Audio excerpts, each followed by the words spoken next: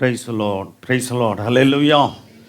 கர்த்தர் நல்லவர், அவர் கிருபை என்றும் உள்ளது. ஆமென். தலைகளை தாழ்த்தி ஜெபம் பண்ணுவோம். பரிசுத்தமுள்ள எங்கள் தேவனே, சொன்னுள்ள பிதாவே, ஸ்தோத்திரம். கிருபையா இருக்க நிறைந்த நல்ல தகப்பனே, இந்த மனமகிழ்ச்சியான ஆண்டவரே, இந்த நல்ல கால விலைக்காய் ஸ்தோத்திரம். காலைதோறும் இது கிருபைகள் புதிதாக இருக்கிறபடியால் நன்றி சொல்லுகிறோம். இந்த நாளுக்குரிய கிருபை எங்களுக்கு கொடுக்கிற தேவன். ஒவ்வொரு நாளும் ஆண்டவரே, நாங்கள் உம்முடைய சமூகத்தை தேடி ஆண்டவரே உம்முடைய புது கிருபையை பெற்றுக்கொண்டு புது பலத்தோடு புது வல்லமையோடு ஆண்டவரே ஒவ்வொரு நாளும் நீர் தருகிற புதிய ஆசீர்வாதத்தோடு கூட ஒவ்வொரு நாளும் நாங்கள் ஒவ்வொரு நாளையும் பிரவேசிக்க கர்த்தர் உதவி செய்யுங்கப்பா. ஆண்டவரே ஒவ்வொரு நாளும் எங்கள் கூட இருந்து நடத்துங்க. யெகோவா சமாய கர்த்தர் கூட இருந்து நடத்த வல்லமையுள்ளவராக இருக்கிறீர். யெகோவாயராகிய கர்த்தர் தேவைகளை சந்தித்து ஒவ்வொரு நாள் நடத்த வல்லவராக இருக்கிறீர்.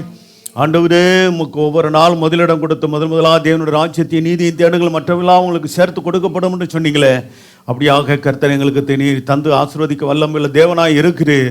இப்படி வசனத்தின்படி நாங்கள் வாழ்ந்து வசனத்தை கேட்கிறவர்களாய் மட்டுமல்ல, அதை கை கொண்டு அதன்படி வாழ எங்களை பலப்படுத்துங்க. அடியனை மறைத்து நீர் வெளிப்படுங்க. இயேசு நாமத்தில் வேண்டிக் கொள்கிற நல்ல பிதாவே, ஆமென். இந்த மாதத்துடைய வாக்குத்தத்தத்தை வாசிப்போம். யோவான் 8ஆம் அதிகாரம் 12ஆம் வசனத்தை வாசிக்கலாம். எடுத்துக்கொள்ளுங்கள். யோவான் 8ஆம் அதிகாரம் 12ஆம் வசனம் இந்த மாதத்துக்குரிய வாக்குத்தத்தமாக கர்த்தர் கொடுத்திருக்கிறார். கர்த்தர் ஸ்தோத்திரம் உண்டாகட்டும். வாசிக்கலாம். மறுபடியும் இயேசு பாருங்க, ஜனங்களை நோக்கி, ஜனங்கள் என்று சொல்லும் போது எல்லாரும், கர்த்தர் ஸ்தோத்திரம் உண்டாகட்டும், ஜனங்களை நோக்கி, நான் உலகத்திற்கு, ஆமென், அல்லேலூயா. நம்முடைய ஆண்டவர் உலகத்திற்கு எப்படி இருக்கிறார்? ஒளியாய் இருக்கிறார். அல்லேலூயா.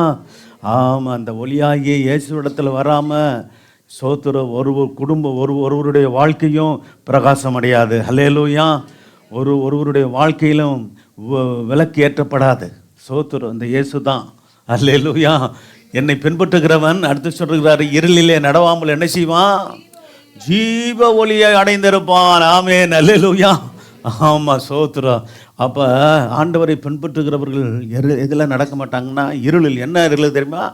சோத்திர பாவமாகிய இருள், சாபமாகிய இருள், சோத்திர வியாதியாகிய இருள், பிசாசாகிய இருள். கர்த்தர் சோத்திரம் உண்டாட்டும். அந்தகார வல்லமையாகிய பாதாளமாகிய இருளிலிருந்து விடுதலையாக்கப்படுகிறார்கள். அல்லேலூயா. அப்படி விடுதலையாக்கப்பட்டு வந்திருக்கிறோம். நம்ம இங்கே மூழ்கி ஆண்டவராக இயேசு கிறிஸ்துவை விசுவாசித்து சோத்திரம் அவருடைய இரத்தத்தினாலே நம்முடைய பாவங்கள் கழுவப்பட்டு கர்த்தர் சோத்திரம் உண்டாம் பிதா குமாரன் பரிசுத்த ஆவி நாமத்தினாலே மூழ்கி ஞானஸ்நானம் பெற்று கர்த்தர் சபையில் ஐக்கியமாகி இந்த கர்த்தருடைய பந்தியில் பங்கெடுக்கிற எல்லாரும் இந்த 5 விதமான இருளில் இருந்து விடுதலையாக்கப்பட்டு இருக்கிறோம். அல்லேலூயா. ஆமாம், தொடர்ந்து இந்த நிலவரத்தை காத்துக்கொள்ளணும். மூழ்கி பிதா குமாரன் பரிசுத்த ஆவி நாமத்தினாலே ஞானஸ்நானம் எடுக்காமல் இருக்கிறீங்களா? ஒப்பு கொடுத்து ஞானஸ்நானம் எடுங்க. அப்பொழுது தான் இந்த 5 விதமான இருளில் இருந்து விடுதலையாக முடியும். அல்லேலூயா. ஆமாம், சோத்திரம். அல்லது நீங்கள் எத்தனை வருஷம் வந்தாலும் நீங்கள்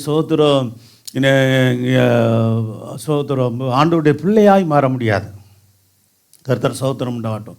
ஆண்டவருடைய பிள்ளையாய் மாறுவதற்கு நாம் வாசித்த யோவான் 1ஆம் அதிகாரத்தில் 12ஆம் வசனத்தை வாசிங்க. யோவான் 1ஆம் அதிகாரம் 12ஆம் வசனம். அவருடைய நாமத்தின் மேல் விசுவாசம் உள்ளவர்களாய் அவரை ஏற்றுக்கொண்டவர்கள் எத்தனை பேர்கள், நல்ல அவரை ஏற்றுக்கொண்டவர்கள் எத்தனை பேர்களோ, ஏற்றுக்கொண்டதற்கு அடையாளமாகத்தான் ஞானஸ்தானத்தை பெற்றுக் கொள்கிறோம். எத்தனை பேர்களோ அத்தனை பேர்களும் தேவனுடைய பிள்ளைகள் ஆகும்படி என்ன செஞ்சிட்டாரு? அதிகாரம் கொடுத்துட்டார். சோத்திரம். ஒரு ஐஸ்வர்வானுடைய சோத்திரம் பிள்ளைகளுக்கு பாருங்க, சோத்திரம் அவருடைய பிள்ளைகளாக இருக்கிறபடினாலே, சோத்திரம் அவருக்கு பிறந்த பிள்ளைகளாக இருக்கிறபடினாலே அவருடைய ஐஸ்வர்யத்திற்கும் அவருடைய சோத்திரம் அந்த செல்வத்துக்கும் உரிமையாளர்கள் ஆகிறது போல நம்முடைய தேவன், பரலோகத்தின் தேவன், அவருக்கு சொந்த ஜனங்களாய் நாம் மாறி அவருடைய கர்த்தருடைய அதிகாரத்தை பெற்றவர்களாக இருக்கிறோம். அல்லேலூயா. ஆமாம், மற்ற ஒரு சில மதங்களில் என்ன இருக்குதுன்னா சோத்திர கடவுளுடைய அடிமை என்று சொல்லப்படுது. நாம் சோத்திர கடவுளுடைய அடிமை இல்லை, நாம் கர்த்தர் சோத்திர பிள்ளைகள், சொந்த பிள்ளைகள். அல்லேலூயா. ஆமாம், சோத்திரம். அப்படி எல்லாம் இருக்குது. ஆனால் தேவனுக்கும் நமக்குள்ள உறவு இந்த கிறிஸ்தவ மார்க்கத்தில் என்னென்னா, ஜீவனுள்ள மார்க்கத்தில், இந்த சத்திய மார்க்கத்தில், கர்த்தர் சோத்திர நீதியின் மார்க்கத்தில் கர்த்தர் நமக்கு கொடுத்துருக்கிற அந்த மகாபிரதான கிருபையானது பிள்ளைகள் என்ற அதிகாரம். அல்லேலூயா. சோத்திரம். அதுனா நல்ல விழுமுறை எல்லாம் ஒன்றுங்க. இன்னைக்கு சொல்கிறாங்க எல்லாம் கடலில் போய் தாங்க கலக்குது, நதியெல்லாம் போய் அதே மாதிரி எல்லாம் ஒன்றை தாங்க சொல்லுது. சோத்திரம் அப்படிலாம் சொல்கிறாங்க. சோத்திரம். ஆமாம், எல்லாம் அன்பை தான் போதிக்குதுன்னு சொல்கிறாங்க. வெளிப்படையாக அப்படி சில காரியங்கள் வெளியே தெரிஞ்சாலும் உண்மையான அன்பின் மார்க்கம் இந்த கிறிஸ்தவ மார்க்கம் மட்டுமே. ஹல்லேலூயா. மற்றதில் ஒரு சில காரியங்கள் சொல்லப்பட்டிருந்தாலும் எல்லாரையும் நம்ம நேசிக்கிறோம். கர்த்தர் ஸ்தோத்திரம் உண்டாகட்டும். அப்படி எல்லா மதத்திலையும் இருக்குதான்னா இல்லை. ஸ்தோத்திரம், கர்த்தர் ஸ்தோத்திரம் உண்டாகட்டும். அப்போ அந்த எல்லாரையும் நேசிக்கிற இருதயம் உள்ளவர்கள் தான் ஸ்தோத்திரம். சகோதரம் எல்லாரையும் கர்த்தர் ஸ்தோத்திரம் உண்டாகட்டும். நாம் சகோதரத்தோடு சமத்துவத்தோடு கர்த்தர் ஸ்தோத்திரம் உண்டாகட்டும். எல்லாருக்காகவும் நாம் ஜெபிக்கிறவர்களாக, எல்லாருக்காகவும் நம்மால் முடிந்த உதவிகளை செய்கிறவர்களாக இந்த கிறிஸ்துவ மார்க்கமானது இருக்கிறதே, அன்றும் இருக்கிறது, அன்றிலிருந்து இன்று வரைக்கும் இன்றைக்கும் அவருடைய ஸ்தோத்திரம். இந்த பூமி இருக்கிற, இந்த பூமி உலகமும் இருக்கிற வரைக்கும் இந்த கர்த்தருடைய மார்க்கம் வளர்ந்து கொண்டே இருக்கும். இந்த கர்த்த ஜீவனுள்ள மார்க்கம் செழித்து கொண்டே இருக்கும். அல்லேலூயா. கர்த்தர் ஸ்தோத்திரம் உண்டாகட்டும். கர்த்தர் நல்லவர். யோவான் நம்ம வாசித்த 1ஆம் அதிகாரம் 4-5 வசனத்தில் அவருக்குள் என்ன இருந்ததா? ஜீவன் இருந்தது. பாருங்க, ஸ்தோத்திரம். நம்ம பார்த்தோம், ஆண்டவர் சொன்னார், ஸ்தோத்திரம், நான் உலகத்திற்கு எப்படி இருக்கிறேன்? ஆமாம், ஸ்தோத்திரம், ஒளியாய் இருக்கிறேன்னு சொன்னவர். நான் ஸ்தோத்திரம், என்னை பின்பற்றுகிறவன், ஆண்டவரை பின்பற்றுகிறவர்கள் என்ன செய்வாங்களாம்? இருளிலே நடவாமல் வெறும் ஒளின்னு சொல்லாமல் என்ன சொன்னார்? ஜீவ ஒளியை அடைந்திருப்பார்கள் என்று சொன்னாரே. ஸ்தோத்திரம். அதான் சொல்லப்பட்டிருக்கு. ஆண்டவராய் இயேசு கிறிஸ்து குறித்து தான் சொல்லப்பட்டிருக்கு. அவருக்குள்ளனா ஆண்டவராய் இயேசு கிறிஸ்துவுக்குள் ஜீவன் இருந்தது. யோவான் 1ஆம் அதிகாரம் 4ஆம் வசனம் 5ஆம் வசனம் வாசிக்கலாம். அந்த ஒளி என்ன செய்யுது? இருளில அவர்கள் ஜீவன் இருந்தது. அந்த ஜீவன் மனுஷருக்கு எப்படி இருந்துச்சா? ஒளியாக இருந்தது. 5ஆம் வசனம், அந்த ஒளி இருளில என்ன செய்யுது? ஆமாம், இருளாகிய பாவம், சாபம், பிசாசு, ஸ்தோத்திரம், நோய், வியாதி, எப்படிப்பட்ட காரியமாக இருந்தாலும் கர்த்தர் ஸ்தோத்திரம் உண்டாகட்டும். பாதாளத்தின் தீய வல்லமை அந்த இருளால் இருந்தாலும் அவதில் இருந்துடலாம். ஸ்தோத்திரம். ஆமாம், அந்த இருளில் இருந்தெல்லாம் நம்மை காப்பாற்றி விடுதலையாக்கி நம்மை பாதுகாக்கிற கிறிஸ்துவின் ஜீவன். அல்லேலூயா. ஆண்டவருடைய ஜீவன் ஆனது. இப்படிப்பட்ட அன்பின் தெய்வத்தை விட்டு அங்கெங்கெல்லாம் ஓடிக்கிட்டு இருக்கக்கூடாதீங்க. ஓடாதீங்க, தேவையில்லாமல் ஓடிக்கிட்டு இருக்காதீங்க. வேஸ்ட்டு, காலத்தை வீண். அது மட்டுமல்ல, உங்கள் வாழ்க்கையில் பலவிதமான பாதிப்பு உண்டாகும். நல்லா கவனிக்கணும். கர்த்தர் ஸ்தோத்திரம் உண்டாகட்டும். ஆகவே உறுதியாக ஆண்டவருடைய சத்தியத்தை அறிகிறவர்கள் உறுதியாக கர்த்தருக்காக நில்லுங்க. ஸ்தோத்திரம். அவட எருமனம் உள்ளவர்களாக இருக்காதீங்க. மனம் பேதலிச்சு போய் இருக்கிறாதீங்க. இருமல்லம் உள்ளவர்கள் எதிலுமே என்ன செய்வோம்? வேதம் என்ன சொல்லுது? நிலையற்றவர்கள் என்று சொல்லப்பட்டிருக்கு. 2 மனம் இருக்கக்கூடாது. ஆண்டவரை பின்பற்றுகிறதுல ஒரே மனம் இருக்கணும். அல்லேலூயா. தேவன் யார்? ஜீவனுள்ள தேவன் யார்? இந்த உண்மையுள்ள தெய்வம் யார் என்று என்பதை நாங்கள் பிரசங்கிக்கிறோம். நீங்கள் வேதத்திலிருந்து அறிய முடிகிறது. கர்த்தர் ஸ்தோத்திரம் உண்டாகட்டும். ஆகவே இப்படிப்பட்ட ஆண்டவரை உறுதியாய் பிடித்து கொள்ளாமல் நீங்கள் உங்கள் வாழ்க்கையில் நன்மையான காரியங்களை, தேவனுடைய ஜீவனை பெற முடியாது. தேவனுக்காக உறுதியாய் என்றால் தான் வேதம். உண்மை உறுதியாய் பற்றி கொண்ட மனதுடையவன் முதல்ல உறுதியாய் பற்றி கொள்ளணும். பற்றி கொண்ட முதல்ல அந்த மனது இருக்கணும். மனது இருக்கிறவங்க தான் உறுதியாக பற்றி கொள்ள முடியும். அப்படி உறுதியாய் பற்றி கொள்கிறவர்களுக்கு தான் அடுத்து என்ன நடக்கும்? அடுத்து ஆண்டவரே நம்பியிருப்பாங்க. ஸ்தோத்திரம். உறுதியாக நீங்கள் பற்றி கொள்ளலை, அந்த மனசு இல்லைன்னா ஆண்டவரை நீங்கள் என்ன பண்ண முடியாது? நம்ப முடியாது. ஸ்தோத்திரம். அப்போ உண்மை அவரே தான் நம்பியிருப்பாங்க. ஆண்டவரே நம்பியிருப்பாங்க. ஸ்தோத்திரம். ஆண்டவரே உறுதியாக பிடித்து கொள்வது மட்டும் இல்லை, பற்றி கொள்வது மட்டும் இல்லை, அவரே எல்லாவற்றுக்கும் நம்புவோமாக. அல்லேலூயா. அவரே நாம் விசுவாசிப்போமாக. அல்லேலூயா. ஸ்தோத்திரம். கர்த்தர் நல்லவர். அந்த ஒளி இருளிலை பிரகாசிக்கிறது. இருளானது அந்த என்ன செய்ய முடியாது? பற்றி கொள்ளவில்லை. இருளு, பாவம், சாபம், ஸ்தோத்திரம் பற்றி கொண்டு இருக்கிறா? இந்த குடும்பத்திலேயாவது பிசாசின் போராட்டம் பற்றி கொண்டு இருக்குதா? ஸ்தோத்திரம். விடுதலை ஆக்கணும்னா இயேசுவே வழி, இயேசுவே ஒளி, இயேசுவே சத்தியம், இயேசுவே ஜீவன். அல்லேலூயா. ஆமாம், இதை நல்லா தெரிஞ்சு கொள்ளணும். கர்த்தர் ஸ்தோத்திரம் ஆட்டும். இருளானது அதை பற்றுக்கொள்ளாது என்று பார்க்குறோம். கர்த்தர் யோவான் அது காட்டிலும் இன்னொரு 1:9 சொல்லப்பட்டிருக்கு. யோவான் 1ஆம் அதிகாரம் 9ஆம் வசனத்தை வாசிங்க. உலகத்தில் வந்து இந்த மாதிரி உலகத்திலே வந்தாரா? 2000 வருஷத்துக்கு முன்னாடி வந்தாரா? ஆமாம், வந்த ஆண்டவர் உலகத்தில் வந்து எந்த மனுஷனையும் பிரகாசிக்க அவரால் முடியும். கர்த்தர் சொத்து எந்த மனுஷையும் அவரால் பிரகாசிக்க முடியும். அல்லேலூயா. ஆமாம், ஸ்தோத்திரம். நம்மளாம் பெரிய ஞானிகளா, பெரிய அறிவாளிகளா, பெரிய படிப்பாளிகளா? ஸ்தோத்திரம். ஆனாலும் கூட அவருடைய கிருபையினாலே நாம் ரட்சிக்கப்பட்டு ஸ்தோத்திரம் அவருடைய பிள்ளையாய் நாம் நாம் வாழ்ந்து கொண்டு இருக்கிறோம். கர்த்தர் ஸ்தோத்திரம் உண்டாகட்டும். கர்த்தர் நல்லவர். அல்லேலூயா. நம்மை பிரகாசித்தவர் கர்த்தர் தான். அல்லேலூயா. நான் என்ன சொல்லுவேங்க, நான் ஒன்றும் பெரிய படித்தவன் அல்ல, ஸ்தோத்திரம், பெரிய அறிவாளி இல்லை, பெரிய ஞானி இல்லை. கர்த்தருடைய கிருபையினால் ரட்சிக்கப்பட்டது மட்டும் இல்லாமல் அவருடைய கனமான ஊழியத்தை செய்கிற ஒரு ஊழியக்காரனாக என்னை மாற்றியிருக்கிறார். அல்லேலூயா. இதற்கு நான் எந்த அளவுக்கும் தகுதி உள்ளவனாக நான் நினைக்கவில்லை. என்னை தகுதிப்படுத்தின ஒரு தேவனே. அல்லேலூயா. அதே போல் ஆண்டவர் கொடுத்த பிரதான ரட்சிப்பு கர்த்தர் ஸ்தோத்திரம் உண்டாகட்டும். சேர் எடுத்து போடுங்க. இன்னும் ஒரு எப்போதுமே இன்னொரு லைன் போடுங்கப்பா. எத்தனை லைன் போட்டிருக்கீங்க பாருங்கள், பார்த்து இன்னொரு லைன் கூட போட்டுங்க. கொஞ்சம் கொஞ்சம் முன்னாடி கொஞ்சம் வாங்க, லைட்டாக வாங்க. கொஞ்சம் சோத்திரம், கர்த்தர் சோத்திரம் டாக்டர். இங்கிட்ட கூட நீங்கள் கொஞ்சம் தள்ளி உட்காந்து கூட உட்காந்துக்கலாம், ஃப்ரீயாக உட்காந்துக்கலங்க. சோத்திரம். சரி, நல்லது. உட்காந்துக்கோங்க. சேரில் வயசானவங்க நீங்கள் கீழே உட்கார முடியாது, உட்காந்துக்கொள்ளுங்க. சரி, அடுத்த முறை போகும்போது 1 2 3 4 ஒரு 5 லைன் போட்டுருக்கேன். சரி, கர்த்தர்ல பார், உலகத்திலே வந்து எந்த மனுஷனையும் பிரகாசிக்கிறப்ப ஒளியே அப்பா இப்படி இந்த வார்த்தைகள்லாம் சொல்லி ஜபிக்கணும். என் வாழ்க்கை பிரகாசிக்கணும் ஆண்டவரே, என் வாழ்க்கையில் ஒளியேற்றி வைக்கிற தேவன், என் வாழ்க்கையில் தேவைகளை சந்திக்கிற தேவன், என் வாழ்க்கையில் என் விருப்பத்தை என் வேண்டுதலை நிறைவேற்ற வல்லமையுள்ள தேவன் நீர் தான் ஆண்டவரே. அல்லேலூயா என்று சொல்லி நல்ல ஊக்கமாக ஜபிக்கணும். சோத்திரம். ஜபம் பத்தாதுங்க. என் ஆவியில் கர்த்தர் ஒன்றத்தில் சொல்கிறேன், ஜபிக்கிறீங்க, ஆனால் போதுமான ஜபம் ஏறெடுக்கப்படலை. அதனால தான் வேண்டிய விடுதலை வரல, வேண்டிய சோத்திர நன்மைகள் வராமல் இருக்கிறதுக்கு காரணம் கர்த்தர் சோத்திரம் உண்டான உறுதியாய் பற்றி கொண்டு சோத்திரம். இன்றைக்கி காலையில் வந்துட்டீங்க ஜபத்துக்கு, காலையில் எந்திரிச்சு ஜபிக்கிறீங்களா? நம்ம தினமும் இதே வேலையாக இருக்கிறாரப்பா, அப்புறம் வேறு எங்களுக்கு என்ன வேலை? இதை சொல்கிறது தானே எங்களுக்கு வேலை. வாரம் கேட்குறாரு, போர் அடிக்குதா உங்களுக்கு?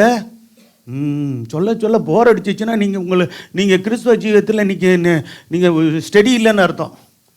இதை ஆவலாக உட்கொள்ளணும். அல்லேலூயா. கர்த்தருடைய ஆலோசனையை என்ன சொல்லணும்? ஆமாம் சோத்திரம். இன்னும் நீதிமான் என்னை தயவாய் குட்டி போதிக்கட்டும்னு சொல்கிறாரு.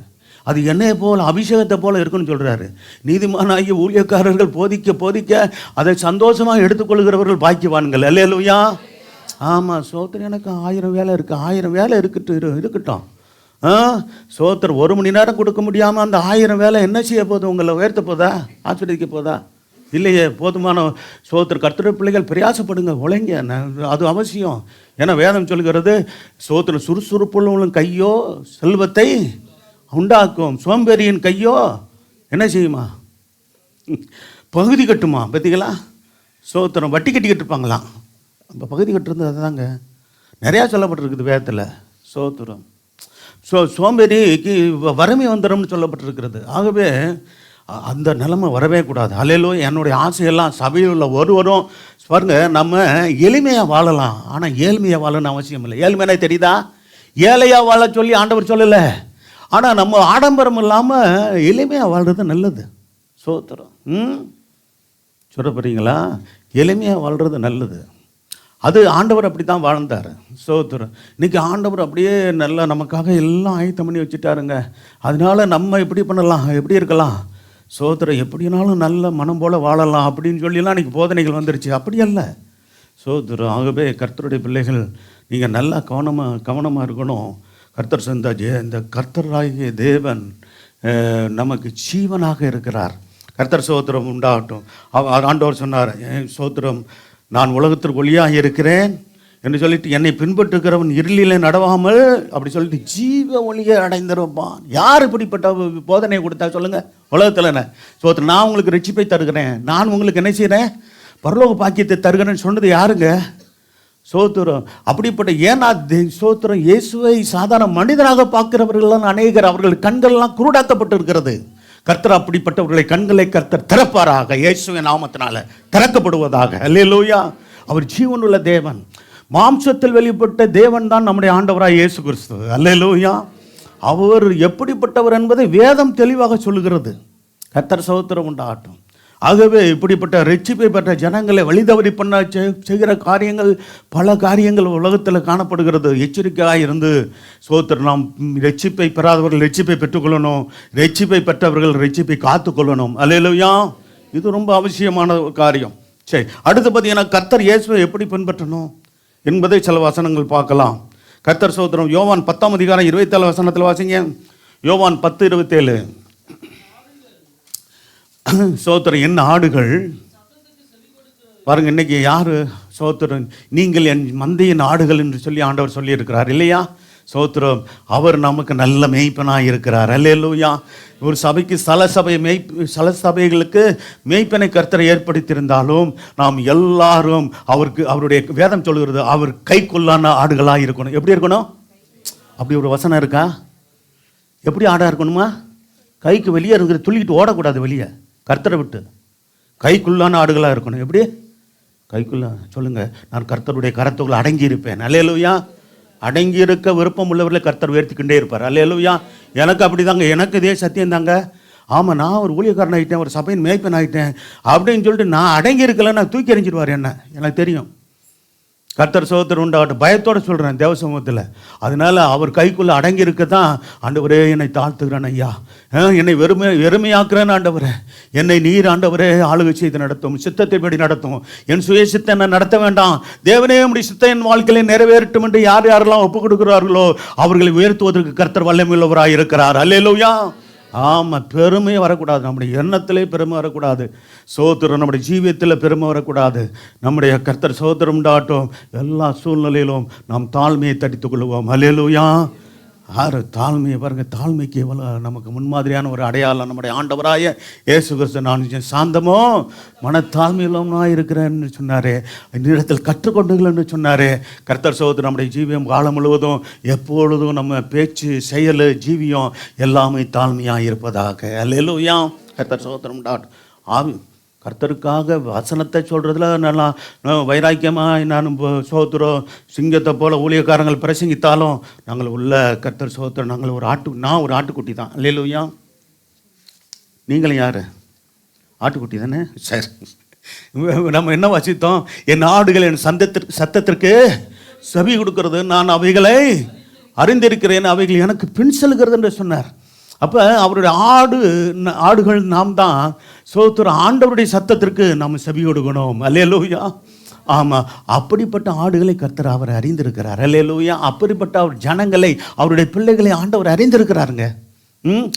சோத்திரம், அப்படிப்பட்ட ஆடுகள் தான். நல்ல கவனிங்க, அவருக்கு பின் செல்ல முடியும். அல்லேலூயா. ஆண்டவருக்கு பின் செல்லுகிற தேவஜனமாக இருக்கிறீங்களா? சோத்திரம், முழுமையாக பின்பற்றி நடக்க முடியுதா? உங்களையும் ஆராய்ஞ்சு பாருங்கள்.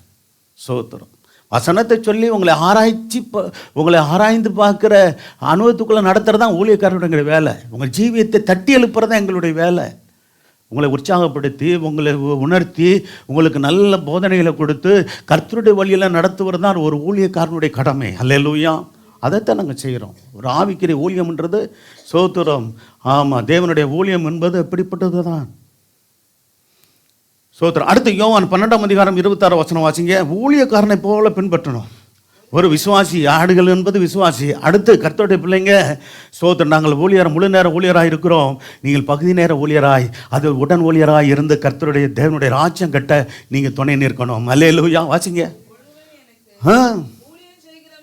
ஆமாம், சோத்திரம். அதான் விசுவாசியாக இருந்தாலும் ஊழியம் செய்கிறவங்களை இருக்கிறீங்க, ஊழியம் செய்யணும். அப்படி தான் ஒரு விசுவாசியும் எனக்கு நான் சோத்திரம் ரட்சிக்கப்பட்டேன் போதும், சோத்திரம் என் குடும்பத்தின் காரியங்களை பார்க்குறேன் உன் மட்டும் நிற்கக்கூடாது. குடும்பத்தின் காரியங்களை பாருங்கள், பிழைப்பின் காரியங்களை பாருங்கள். தேவன் உங்களுடைய பிழைப்பை ஆசீர்வதிக்க, உங்கள் கைகளின் பிரயாசத்தை ஆசீர்வதிக்க நீங்கள் ஜெபிங்க, நாங்களும் ஜெபிக்கிறோம்.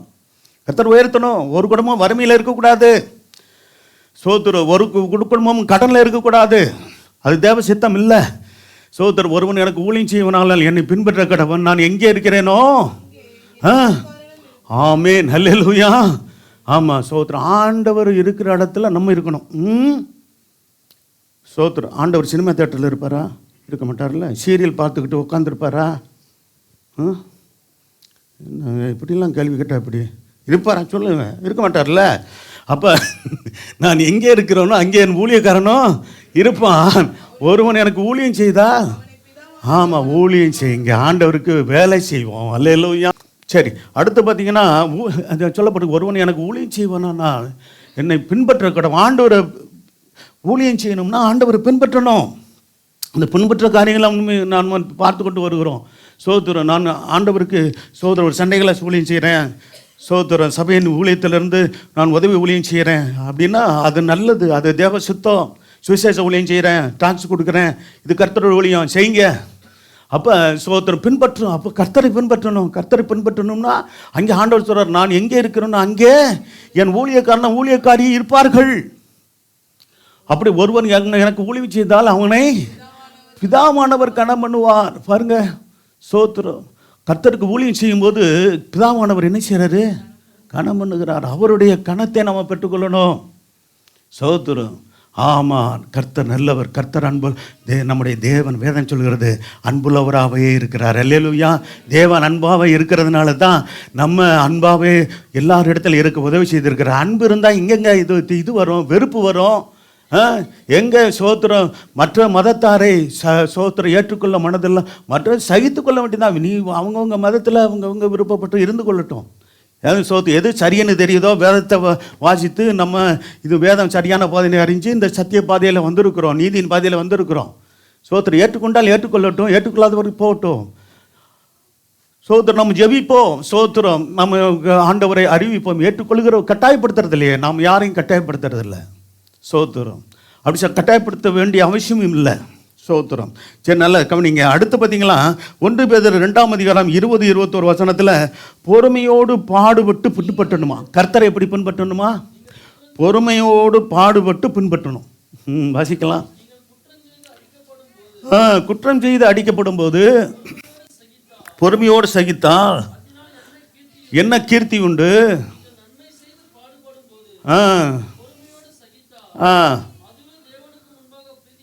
சோத்திரம். பார்த்தீங்களா, பொறுமையோடு பாடுபட்டு சகிக்கிற ஆண்டவருடைய பிள்ளைங்க பொறுமையோடு பாடுபட்டு எவ்வளோ பேர் ரத்தம் சிந்தியிருக்கிறாங்க. அல்லேலூயா.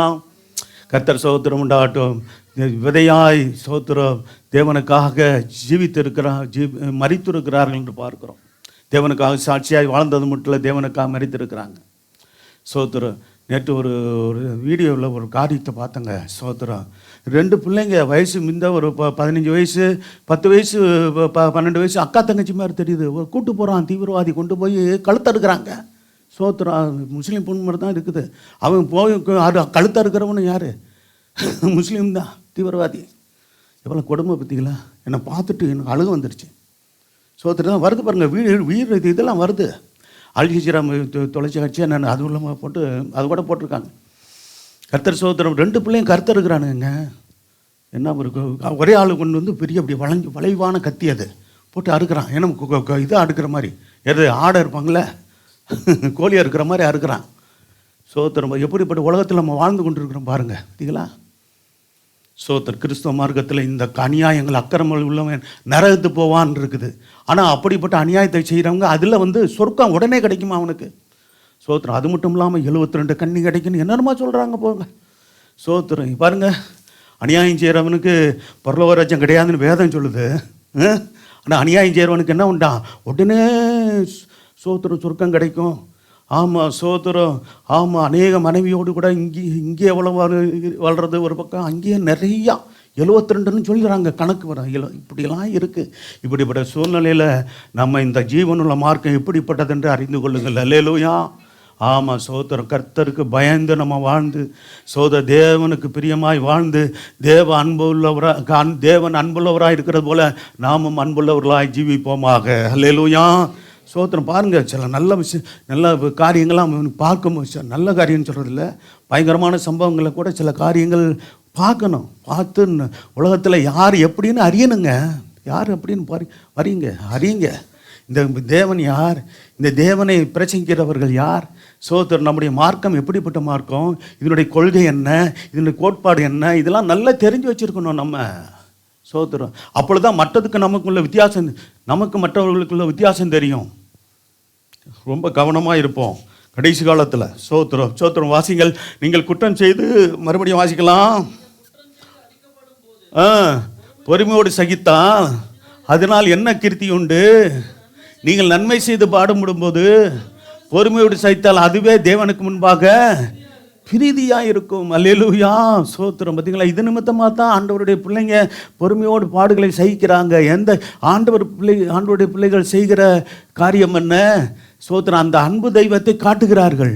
அந்த ஜீவனுள்ள தேவனை சோத்திரம் பாவத்திலிருந்தும் சாபத்திலிருந்தும் பிசாசின் பிடியில் இருந்தும் சோத்திரம் நோயிலிருந்தும் சோத்திரம் நரகத்தின் பிடியிலிருந்தும், அதாவது பாதாளத்தின் வல்லமையிலிருந்து விடுதலையாக்கிற இயேசுவை நாம் பிரசங்கிக்கிறோம். அல்லேலூயா. ஆமாம், சோத்திரம். ஒருவன் ரட்சிக்கப்படாவிட்டால், ஒருவன் விடுதலைப்படாவிட்டால், இந்த 5 காரியத்திலிருந்து ஒரு மனிதனுக்கு சோத்திரம் அந்த இருளிலிருந்து வெளியே வராவிட்டால் எங்கே போக முடியாது? நித்திய ராஜ்யத்துக்கு போக முடியாது, பரலோக ராஜ்யத்துக்கு போக முடியாது. இந்த பூமியில் மரித்த பிற்பாடு நமக்கு ஒரு நீடிய வாழ்வு உண்டு, அதுதான் பரலோக ராஜ்யம். அல்லேலூயா. அதுக்கு தான் நம்ம கர்த்தர் வழி நடத்தி கொண்டே இருக்கிறார். கர்த்தர் சோத்திரம் உண்டாகட்டும். அப்போ அடுத்து 21 வசனம் வாசிங்க. இதற்காக நீங்கள் அடைக்கப்பட்டும் இருக்கிறீர்கள், ஏனெனில் கிறிஸ்து உங்களுக்காக பாடுபட்டு நீங்கள் தம்முடைய அடிச்சுவடுகளை தொடர்ந்து வரும்படி உங்களுக்கு மாதிரியை வைத்து போனார். அல்லேலூயா, சோத்திரம். ஆமாம், இதற்காக நீங்களும் நானும் அழைக்கப்பட்டு இருக்கிறோம். கிறிஸ்துவன் நமக்காக பாடுபட்டு, ஆமாம், அவருடைய அடிச்சுவடுகளை பின்தொடர்ந்து வரும்படி நமக்கு என்ன செஞ்சார்? மாதிரியை வைத்து போயிருக்கிறார், முன்மாதிரியாக வாழ்ந்திருக்கிறார்னு அர்த்தம். கர்த்தர் சோத்திரம் உண்டாகட்டும். சரி, கர்த்தருக்கு மார்க் 10ஆம் அதிகாரம் 52ஆம் வசனத்தில் சோத்திரம் ரட்சிக்கப்பட்டு பின்பற்ற வேண்டும். எப்படி பின்பற்றணும்? சோத்திரம் ஆடுகளை போல பின்பற்றணும், ஊழியக்காரனை போல பின்பற்றணும், பொறுமையோடு பாடுபட்டு பின்பற்றணும், ரட்சிக்கப்பட்டு பின்பற்றணும். சோத்திரம், இது முக்கியம். வாசிக்கலாம். நீ போகலாம், உன் விசுவாசம் உன்னை ரட்சித்தது என்றார். உடனே அவன் பார்வையடைந்து வழியிலே இயேசுவுக்கு பின் சென்றான். அல்லேலூயா. கர்த்தர் சோத்திரம் உண்டாகட்டும். அப்போ கர்த்தர் சோத்திரம் உண்டாகட்டும். நம்முடைய விசுவாசம் தான் நம்ம என்ன செய்யும்? ஆமாம், விசிக்கும். இது ரட்சிப்பில் ரட்சிக்கும். ரட்சிக்கிறவர் யார்? கர்த்தர். அல்லேலூயா. ரட்சிப்பு கர்த்தருடையது. சோத்திரம். அவருடைய கிருபையினாலே நாம் விசுவாசத்தை கொண்டு என்ன செய்கிறோம்? ரட்சிக்கப்பட்டோம். கிருபை அவருடையது, நாம் விசுவாசித்தோம், ரட்சிக்கப்படுகிறோம். அந்த ரட்சிப்பில் நடத்தக்கூடிய அந்த கிருபையை கர்த்தர் நமக்கு விளங்க பண்ணுகிறார். ஆகவே கர்த்தருடைய பிள்ளைகள் இங்கே இருக்கிறவங்க புதிதாக தொடர்ந்து சில பேர் வர்றீங்க. சோத்திரம் இன்னும் முழுமையாக ஒப்பு கொடுத்து சோத்திரம் ஆண்டவரை விசுவாசத்தை ஏற்றுக்கொள்ளாமல் இருக்கிறவர்கள் சோத்திரம் நீங்கள் ஆண்டவருக்கு முற்றிலுமாய் உங்களை ஒப்பு கொடுங்கள். கர்த்தர் உங்களை ஆசீர்வதிப்பார். அல்லேலூயா. ரட்சிக்கப்படுறதுக்கு அடையாளமாக தான் ஞானஸ்தானம் எடுக்கிறோம். சோத்திரம். அப்போ ரட்சிக்கப்பட்டு பின்பற்ற வேண்டும். கர்த்தர் சோத்திரம் உண்டாகட்டும். லூக்கா 5ஆம் அதிகாரம் 11ஆம் வசனம் வாசிங்க. லூக்கா 5ஆம் அதிகாரம் 11ஆம் வசனம். சரி. அவர்கள் படவுகளை கரையிலே கொண்டு போய் நிறுத்தி என்ன செய்கிறாங்க? எல்லாவற்றையும் விட்டு அவருக்கு பின் செல்றார்கள். அல்லேலூயா. ஆமாம், பார்த்தீங்களா? சோத்திரம். அவரை பின் செல்ல வேண்டியவர்கள் நாம் என்ன செய்யணும்னா விட வேண்டியதை விடணும். அல்லேலூயா. கர்த்தர் தேவனுக்காக ஒரு சில தியாகங்களை செய்ய வேண்டியிருக்கும். கர்த்தர் சோத்திரம். அவர்கள் ஊழியர்களாக, முழு நேரம் ஊழியர்களாக வருவதற்கு விட்டார்கள். கர்த்தருடைய பிள்ளைகளாகிய விசுவாசிகளை கர்த்தர் அப்படியாக தொழிலை விடு, வியாபாரத்தை விடு, வேலையை விடு அதெல்லாம் சொல்கிறாரா? இல்லை. நல்லா கவனிக்கணும். அவர்கள் முழு நேரம் ஊழியத்துக்காக வரணும் முடியும் தேவ சித்தம் கொண்டவர்களை விட்டுட்டு வந்தாங்க. நீங்கள் எதை விடணும்னா உலகத்தை விடணும். உலகம் வேற என்ன விடணும்? மாம்சம், பிசாசு, இதனுடைய காரியங்களை விட்டு சுத்தமாக வெளியே வரணும், முழுமையாக வெளியே வரணும். கண்கள் இச்சை, மாம்சத்தின் இச்சை, ஜீவனத்தின் பெருமையை விட்டு வெளியே வரணும். வர வேண்டியதில் வரணும். அப்போ தான் தேவன் பயன்படுத்த முடியும். அப்பொழுதுதான் தேவனுடைய சித்தம் உங்கள் வாழ்க்கையிலே நிறைவேறும். தேவனுடைய சித்தம் என் வாழ்க்கையிலே உங்கள் வாழ்க்கையிலே நிறைவேறணும். அல்லேலூயா. எங்கள் குடும்பத்தில் உங்கள் குடும்பத்தில் தேவ சித்தம் நிறைவேறணும். அதற்கு நீங்கள் முழுமையாக ஒப்பு கொடுக்கணும். ஆண்டவரே சோத்திரம். தைரியமாக நீங்கள் ஜெபிக்கலாம். ஆண்டவரே, என் வாழ்க்கையில், என் குடும்பத்தில், என் பிள்ளைகளுடைய வாழ்க்கையில், சோத்திரம் என்னுடைய சந்ததியில் வாழ்க்கையில் உம்முடைய சித்தம் பூரணமாய் நிறைவேறட்டும் ஆண்டவரே. அல்லேலூயா. அந்த சித்தம் நன்மைக்கு ஏதுவாகவே இருக்கும். அல்லேலூயா. ஆண்டவருடைய சித்தம் ஒரு நாளும் எப்படி இருக்காது? தீமைக்கு ஏதுவாகவே இருக்காதுங்க. ஆமாம், அதெல்லாம் நல்லா நம்முடைய தேவன் யாருன்றது நல்லா அறிஞ்சு கொள்ளணும். இந்த அன்பு தெய்வத்தை, இந்த நல்ல தெய்வத்தை அறிஞ்சு கொண்டவங்க ஒரு நாளும் பின்வாங்கி போகவே மாட்டார்கள். அல்லேலூயா. ஆமாம், சோத்திரம். எப்படிப்பட்ட ஆண்டவர் நம்முடைய ஆண்டவர்! அன்புள்ள தெய்வங்க. தன்னையே ஜீவ பலியாக ஒப்பு கொடுத்தவர். சோத்திரம். இன்னைக்கு உலகத்தில் சோத்திரம் தன்னுடைய சோத்திரம் தன்னுடைய தலைவர் அப்படிங்களுக்கெல்லாம் உயிரை கொடுக்குற ஆள் இருக்கிறாங்க. ஆனால் ஆண்டவர் சோத்திரம் தன்னையே தன் ஜீவனையே கொடுத்து ரட்சித்து நம்மை அவருடைய பிள்ளையாய் மாற்றியிருக்கிறார். அல்லேலூயா. ரத்தம் சிந்தி பாடுபட்டு மரித்து நீங்கள் நானும் பாவம் செய்தனால் வந்த தண்டனையை அவர் ஏற்றுக்கொண்டு நமக்கு முழுமையான விடுதலை கொடுத்துருக்கிறார். அல்லேலூயா. அதை நம்ம விசுவாசித்து ஏற்றுக்கொள்கிறது தான் நம்முடைய பொறுப்பு, நம்முடைய கடமை, எல்லாருடைய கடமை. கடைசி வரைக்கும் உறுதியாக இருக்கணும் தேவனுக்கு, அதுதான் முக்கியம். இடையில ரிச்சிப்பை விட்டுறக்கூடாது. வாழ்க்கையில் போராட்டம் வரும், பிரச்சனை வரும், ஆனாலும் கூட தேவன் மாறாதவர். அல்லேலூயா. நம்மை சோத்திரம் விடுதலையாக்க, நம்மை உயர்த்த, நம்மை ஆசீர்வதிக்க சோத்திரம் அவர் வல்லமையுள்ளவராய் இன்றும் இருக்கிறார், அவர் என்றும் இருக்கிறார். அல்லேலூயா. வேதவசனம் சொல்லுது, இயேசு கிறிஸ்து நேற்றும் இன்றும் என்றும் மாறாதவர். அல்லேலூயா. சோத்திரம். சரி, கர்த்தர் நல்லவர். ஆகவே ரட்சிக்கப்பட்டு பின்பற்ற வேண்டும். சோத்திரம். லூக்கா 5:11-28 சீஷர்களாக மாறி எல்லாவற்றையும் விட்டு பின்பற்றணும். பாருங்க, ஒன்று ரட்சிப்பு, விசுவாசி நிலவரத்தோடு இருக்கக்கூடாது, சீஷர்களாக மாறணும். வாசிக்கலாம். லூக்கா 5:11-28 நிறுத்தி எல்லாவற்றையும் விட்டு அவருக்கு பின் சென்றார்கள். சரி, அடுத்த 28 பார்த்தீங்களா? எல்லாவற்றையும் விட்டு பின் சென்றார்கள், சீஷர்களாக வாழ தங்களை ஒப்பு கொடுக்கிறார்கள். சோத்திரம். வாசிக்கலாம். ஆமாம், சோத்திரம். ஆகவே அவன் எல்லாவற்றையும் விட்டு எழுந்து அவருக்கு பின் சென்றான் என்று சொல்லி சோத்திரம். மத்தேயு குறித்து, லேவியாகியும் மத்தேயு குறித்து எல்லாம் சொல்லப்பட்டிருக்கோம். நீங்கள் வீட்டில் போய் இந்த தொடர்ந்து சில வசனங்களை வாசித்துக் கொள்ளுங்க. ஆகவே என்ன வச்சனம், விசுவாசியாக மாறினா மட்டும் போதாது, சீசர்களாக மாறணும். கர்த்தர் சோத்திரம் உண்டாகட்டும். கர்த்தருக்கு சித்தமாக இருந்தால் கர்த்தர் சோத்திரம் உண்டாகட்டும். ஊழியர்களாக, முழு நேர ஊழியர்களாக தேவன் தெளிவாக தெரிந்து கொண்டால் அப்பொழுது மட்டும்தான் முழு நேர ஊழியத்துக்கு வரணும். அல்லேலூயா. அது வரைக்கும் நீங்கள் விசுவாசிகளாக மட்டும் இருக்கக்கூடாது, சீசர்களாக உருவாகணும். சீசத்துவம் உடையவர்களாக நீங்கள் மாறினா தான் தேவனுக்கு நீங்கள் சோத்திரம் முழுமையாக அர்ப்பணித்து வாழ முடியும். அல்லேலூயா. சோத்திரம். யோவான் 21:20 வாசிங்க. இயேசுக்கு வாசிங்க. ஆண்டவனுக்கு அன்பாக இருந்து பின்பற்ற வேண்டும். வாசிங்க. திரும்பி பார்த்து, இயேசுக்கு அன்பாக இருந்தவனும் ராபோஜனம் பண்ணுகையில் அவர் மார்பிலை சாய்ந்து, ஆண்டவரே காட்டி கொடுக்கிறவன் யார் என்று கேட்டவனுமாகிய சீசன் பின்னே வருவதை கண்டான். அல்ல பார்த்தீங்களா? பேதுரு திரும்பி பார்த்து, இயேசுக்கு அன்பாக இருந்தவனும் சோத்திரம், இயேசுக்கு அன்பாக இருந்த சீசனாக யோவான் சொல்லப்படுகிறார். அவர் மார்பிலே சாய்ந்து, ஆண்டவரை உண்மை காட்டி கொடுக்குறேன் யாருன்னு கேட்டோம். சீசன் பின்னே வருகிறதை கண்டான். பாருங்கள், சீசன் பின்னே வந்தான். சீசன் சொல்லப்பட்டிருக்கிறது. ஆகவே கர்த்தருடைய பிள்ளைகள் எல்லாரும், சபையில் உள்ள எல்லாரும் சீசர்களாய் மாறணும். விசுவாசிகளாக மட்டும் இருக்கக்கூடாது, சீசர்கள் என்ற நிலையில் உயரணும். அல்லேலூயா. கர்த்தர் சோத்திரம். சீசர்கள் தான் சோத்திரம் தேவனுக்காக சோத்திரம் தேவனோடு நெருங்கி ஜீவிக்கிறவர்களாக, தேவன் மேலே அன்புள்ளவர்களாக, அவருடைய சித்தம் செய்கிறவர்களாக மாற முடியும். அல்லேலூயா. சரி, கர்த்தர் சோத்திரம் உண்டாட்டும். அப்போ இயேசுவுக்கு அன்பாக இருந்து பின்பற்றணும். சோத்திரம். ஆண்டவர் மேலே அன்பு இருந்தால் தான் அவரை பின்பற்றி ஊழியம் செய்ய முடியும். தேவனுக்காக ஏதாவது நம்ம செய்ய முடியும். விசுவாசிகள் நீங்கள் செய்யக்கூடியதை நீங்கள் செய்ய முடியும். ஊழியர்களை நாங்களும் கர்த்தர் மேல் அன்பு கூற முடியுதா? அன்பு கூர்ந்தால் தான் தேவனுடைய ஊழியத்தை, கொடுத்த ஊழியத்தை சரியாய் செய்ய முடியும். எல்லாருக்கும் உரியது அது. கர்த்தர் சோத்திரம் உண்டாடும். அடுத்து எபேசியர் 5:1-2 சொல்கிறது, பிரியமான பிள்ளைகளை போல பின்பற்றணுமா. எப்படி? சோத்திரம்.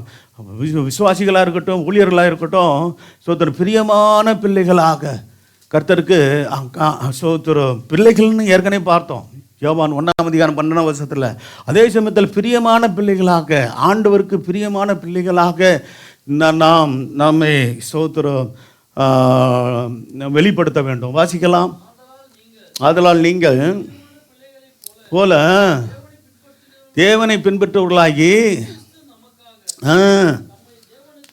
கிறிஸ்து நமக்காக தம்மை தேவனுக்கு சுகந்த வாசனையான காணிக்கையாகவும் பலியாகவும் ஒப்பு கொடுத்து நம்மில் அன்பு இருந்தது போல் நீங்கள் என்ன செய்யுங்க.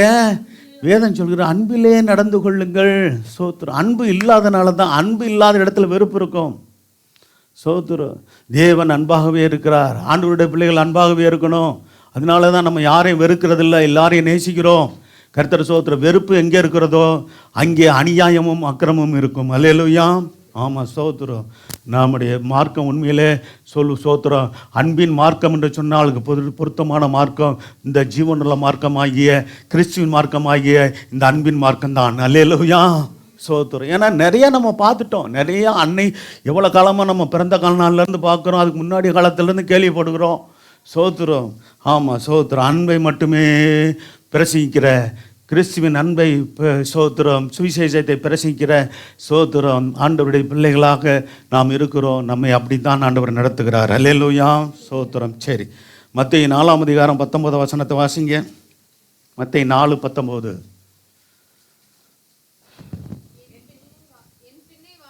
என் பின்னே வாருங்கள்.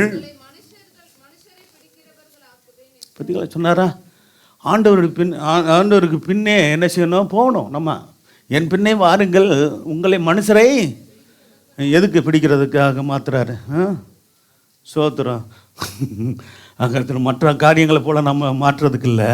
ஸ்தோத்திரம். ஜனங்களை பாவத்திலும் அநியாயத்திலும் அக்கிரமத்திலும் ஸ்தோத்திரம் வேதனையிலும் கண்ணீரிலும் இருக்கிற ஜனங்களுக்கு ஸ்தோத்திர விடுதலையும் சமாதானத்தையும் தேவனை அறிவித்து ரட்சிப்பின் தேவனை சுவிசேஷமாய் அறிவித்து கர்த்தர் ஸ்தோத்திரம் உண்டாட்டும். நம்ம ஏற்கனவே பார்த்தோம் தானே, பாவம் ஸ்தோத்திரம் பாவமாகிய இருள், சாபமாகிய இருள் ஸ்தோத்திரம், அடுத்து வியாதி நோயாகிய இருள், அடுத்து பிசாசாகிய சாத்தானாகிய இருள், கர்த்தர் ஸ்தோத்திரம், அடுத்து நரக பாதாள அந்த அக்கினியின் காரியங்களுக்கு அந்த இருளிலிருந்து நம்மை விடுதலையாக்கி ரட்சிக்கிற இயேசுவை காண்பிக்க நாம் அழைக்கப்பட்டிருக்கிறோம். அல்லேலூயா.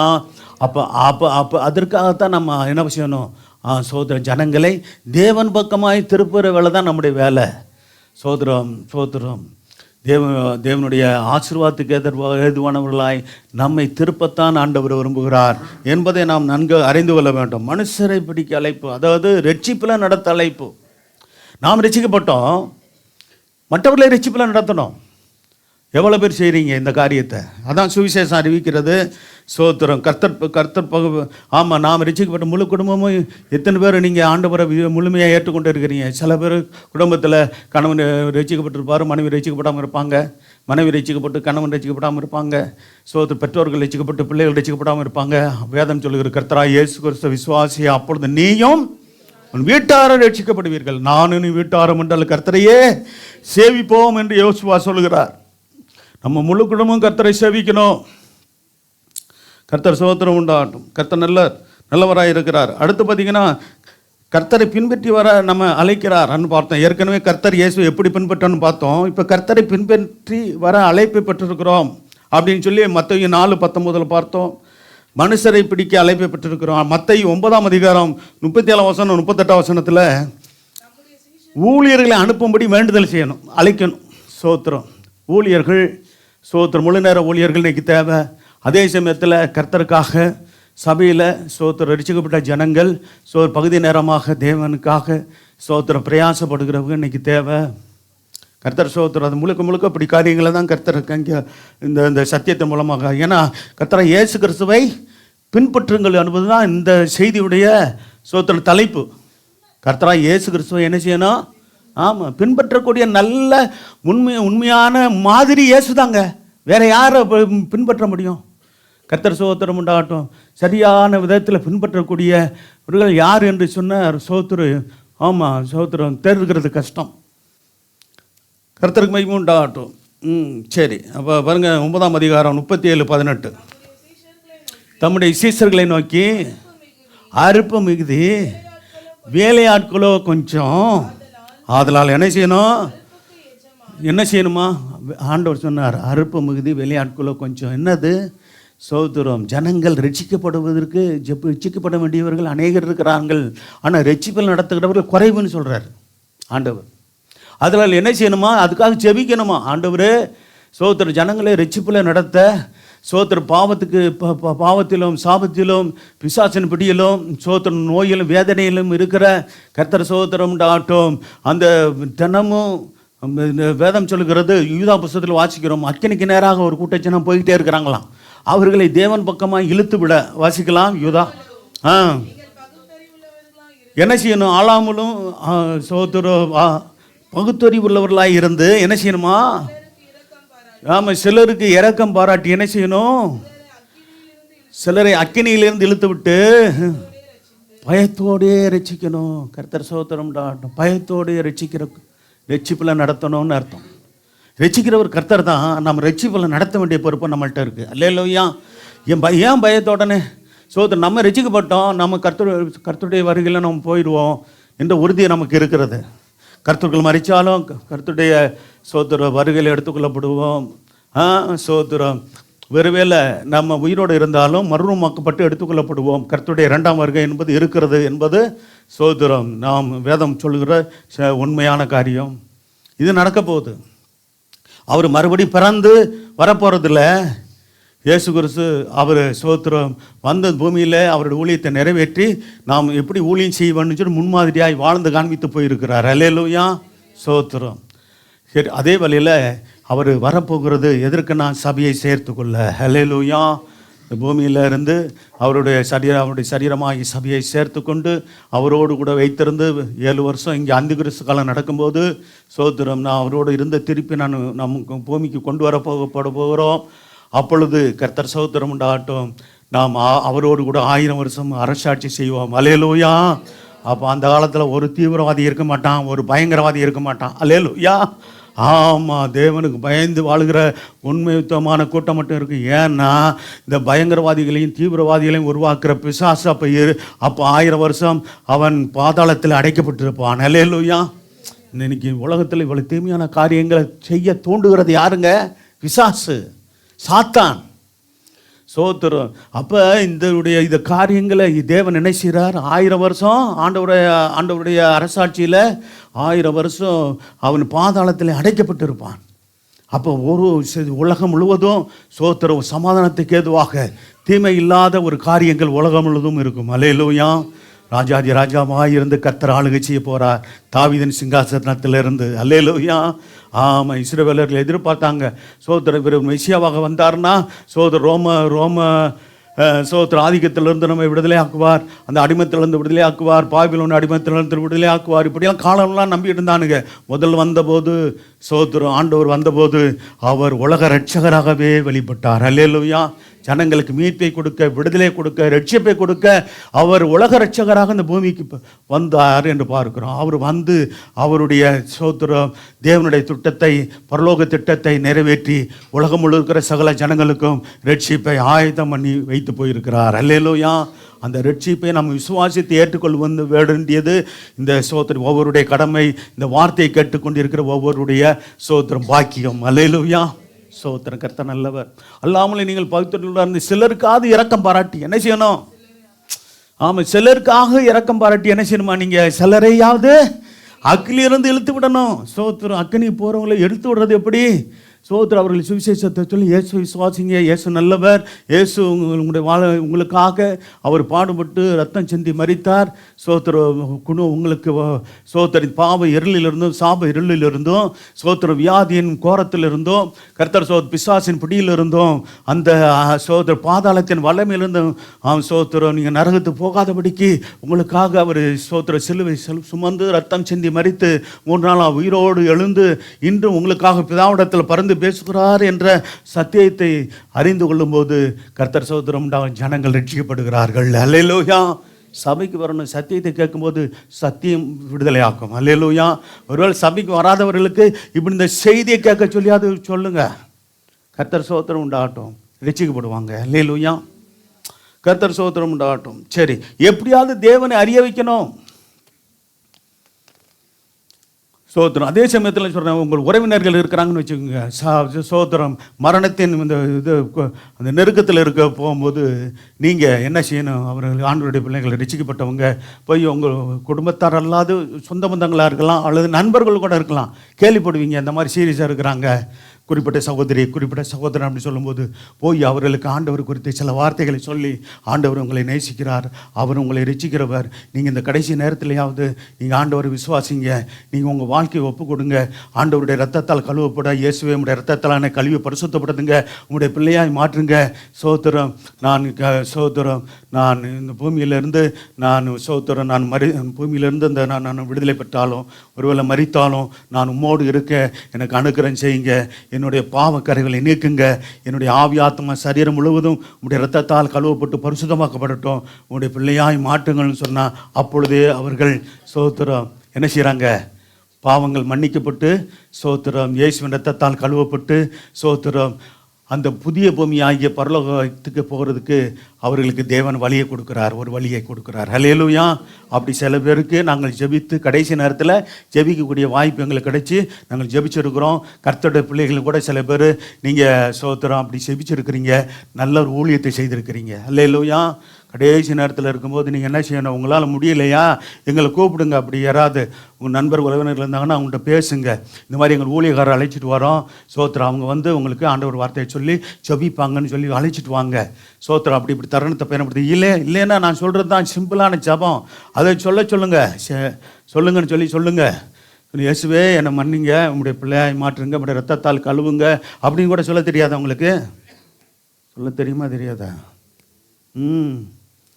சோத்திரம் ஒப்பு கொடுக்க வைங்க, ஆண்டவரே என் பாவங்களை மன்னித்து உம்முடைய பிள்ளையாய் மாற்றுங்க. அவங்களுக்கு சோத்திரம் புதிய எருசலேமாகிய சோத்திரம் அந்த பரலோக ராஜ்யத்தினுடைய அந்த மேன்மையான பகுதி கிடைக்காம இருக்கும். ஆனால் சோத்திர பரலோகத்தில் 3 பகுதி உண்டு, நல்லா கவனிக்கணும். ஒன்று புதிய பூமி, யாருக்குன்னா ரட்சிப்பின் அனுபவம் மட்டுமே பெற்றுக்கொண்டு அதுக்கு மேலான அனுமதி பெறாமல் இருக்கிற ஒரு கூட்டம் இருக்கும். அவர்கள் சோத்திர கடைசி நேரத்தில் இயேசுவை ஏற்றுக்கொண்ட யாரை போன்றவர்கள் தெரியுமா? மனம் திரும்பிய கல்லணை போன்றவர்கள். அல்லேலூயா. மனம் திரும்பிய கல்லணை தெரியுதா? இன்னொருத்தவன் மனம் திரும்பாவிலே என்ன பண்ணான், நரதுக்கு போயிட்டான் இல்லையா? ஆண்டை விட்டு கடைசி நேரத்தில் அவன் பாவி தான், அவன் மனம் திரும்பி ஆண்டவரே பாவியாய் என் மேல் இறக்கமாயிரும்னு சொல்லி என்ன சொன்னான், சோத்திரம் நீ உன்னுடைய ராஜ்யத்தில் வரும்போது எனக்கு என்ன செய்யும், என்னை நினைத்தரன்னு சொல்லும்போது இன்னைக்கே என்னோட பரதேசில் இருப்பான்னு சொன்னாரா? நரகத்துக்கு தப்பிக்கிட்டானா? சோத்திரம் இன்னைக்கு சொல்கிறத நான் கவனிக்கணும் நல்ல சோத்திரம். அப்போ பாருங்கள், இப்போ நான் செஞ்சுருக்கிறேன், சில கர்த்தர் பிள்ளைகள் செஞ்சுருக்கீங்க. பேசிக்கிட்டு இருக்கும்போது நான் கேள்வி பிரதர் சொன்னாங்க, சோத்திரம் சாமுவேல் பிரதர் சொன்னாங்க, நான் பேசிகிட்டு இருக்கும்போது எப்படி இந்த மாதிரி எங்கள் உறவினர்கள் என் அண்ணன் சோத்திரம் அவன் பெரியப்பா மகன் அவங்க கூட இப்படி கடைசி நேரத்தில் போய் சுவிசேஷம் சொல்லி கடைசி நேரத்தில் ஒப்பு கொடுக்க வச்சேன். ரொம்ப நல்ல வேலையை செஞ்சீங்க பிரதர், இதுதான் நம்ம செய்ய வேண்டிய காரியம். அல்லேலூயா. கடைசி நேரத்தில் கூட ஒரு ஆத்மாவை தேவன் பக்கமாய் திருப்ப முடியும். அல்லேலூயா. சொல்லணும். கர்த்தருடைய பிள்ளைகள் ஒரு சீரியஸான கண்டிஷனில் இருக்கிறாங்களா, போய் என்ன செய்யுங்க, உங்கள் வார்த்தையை சொன்னால் கேட்கக்கூடியவங்கள்ட்ட போங்க, சோத்திரம் அவங்கள்ட்ட போய் ஆண்டு விட்டு அன்பான் சில வார்த்தைகளை சொல்லுங்கள். ரொம்ப நேரம் பிரசங்கம் பண்ண வேண்டியதில்லை, ஒரு 5 நிமிஷம் 10 நிமிஷம் போதும். புரியுதா உங்களுக்கு? அப்படி உங்களுக்கு சொல்ல தெரியல அப்படின்னா எங்களை கூப்பிடுங்க, நாங்கள் வந்து ஜெபிச்சு இது பண்ணுறோம் சோதரம். ஏன்னா எங்களை வந்து அவங்களுக்கு பழக்கம் இல்லாதனால அவங்க ஜெபத்தை ஏற்றுக்கொள்வாங்களா ஏற்றுக்கொள்ளான்றது அது உங்களுக்கு தான் தெரியும் சோதரம். அப்படி கடைசி நீங்கள் அன்பா சொல்லிட்டு என்ன பண்ணுங்கள், நீங்கள் ஒப்பு கொடுங்க, கர்த்தர் அற்புதம் செய்வார், உங்களை சுகமாக்கக்கூடும். ஒன்று சுகமாக்கட்டும், இல்லைன்னா கர்த்தருடைய ஓட்டம் ஒருவேளை முடியுதுன்னா கர்த்தர் சோதரம் உண்டாகட்டும், நல்ல சோதரம் புதிய பூமி ஆகிய அந்த இளைப்பார் ஸ்தலத்துக்கு அது போட்டோம். ஆண்டவர் சொல்லும்போது நீ என் கூட பரலோகத்தில் இருப்பேன்னு சொன்னாரா, பரதேசில் இருப்பேன்னு சொன்னாரா? உடனே யாரும் பரலோகம் போகிறதில்ல, பரதேசிக்கு தான் போகிறோம். ஏன் கர்த்தருடைய பிள்ளைகளாக இருந்தாலும் கூட உடனே எங்கே போகிறோம்? ஆனால் சொல்கிறது என்ன சொல்லுவோம், ஆண்டவரோடு இருக்கிறோம், பரலோகத்துக்கு போகிறோன்னு சொன்னாலும் கூட நான் மரித்த பிற்பாடு கர்த்தருடைய பிள்ளைகளுடைய ஆத்மாவானது பிரவேசிக்கக்கூடியது கர்த்தர் சோதரம் உண்டாகட்டும் பரதேசுக்கு தான். அல்லேலூயா. ஆவிகள் இளைப்பாறு இடத்துக்கு தான் போகுது. நரகத்துக்கு தப்பிட்டோம், நம்ம தப்பிச்சிருவோம் சோதரம். ஆமாம். விசுவாசத்தை ஏற்றுக்கொண்டவர்கள் எத்தனை பேர்களோ, மூலிகை ஞானஸ்தானம் எடுத்தவர்கள் எத்தனை பேர்களோ, இயேசு ரத்தத்தால் கழுவப்பட்டு அவருடைய சரீரமாய் சபையில் ஐக்கியமாக இருந்து கர்த்தருடைய பந்தியில் பங்கெடுக்கிற யாவராக இருந்தாலும் கடைசி நேரத்தில் சோத்திரனும் கூட கர்த்தர் சோத்திரம் ஆண்டவர் என்ன செய்கிறாரு? என்னப்பா வாசிக்கிறேன், சரி இருக்கட்டும். சரி, கர்த்தர் சோத்திரம், கர்த்தர் இப்படிப்பட்ட வாய்ப்பெல்லாம் கொடுக்குறார். கடைசி நேரத்தில் கூட சோத்திரம் யாருக்கு கொடுக்குறார்? நம்மளுடைய நிலைமை வேறு, அதாவது சோத்திரம் சபையிலுடைய ஐக்கியமாக இருக்கிறவருடைய நிலைமை வேறு, நம்மளுடைய ஸ்தானம்ன்றது புதிய எருசலேம். அது மனவாட்டி சபை. கர்த்தர் ஸ்தோத்திரம். அதற்கு தேவன் வைத்திருக்கிற ஸ்தானம் பெரிது. ஆனால் புதிய பூமி என்ற ஒரு நிலவரத்தில் இருக்கிற அந்த பரதீஸ், அது பரதீஸ் என்பது இளைப்பாறுகிற ஸ்தலம் தான். ஸ்தோத்திரம். அப்போ பரதீசுக்கு பொதுவாக ஆத்துமக்கள் போயிடும்.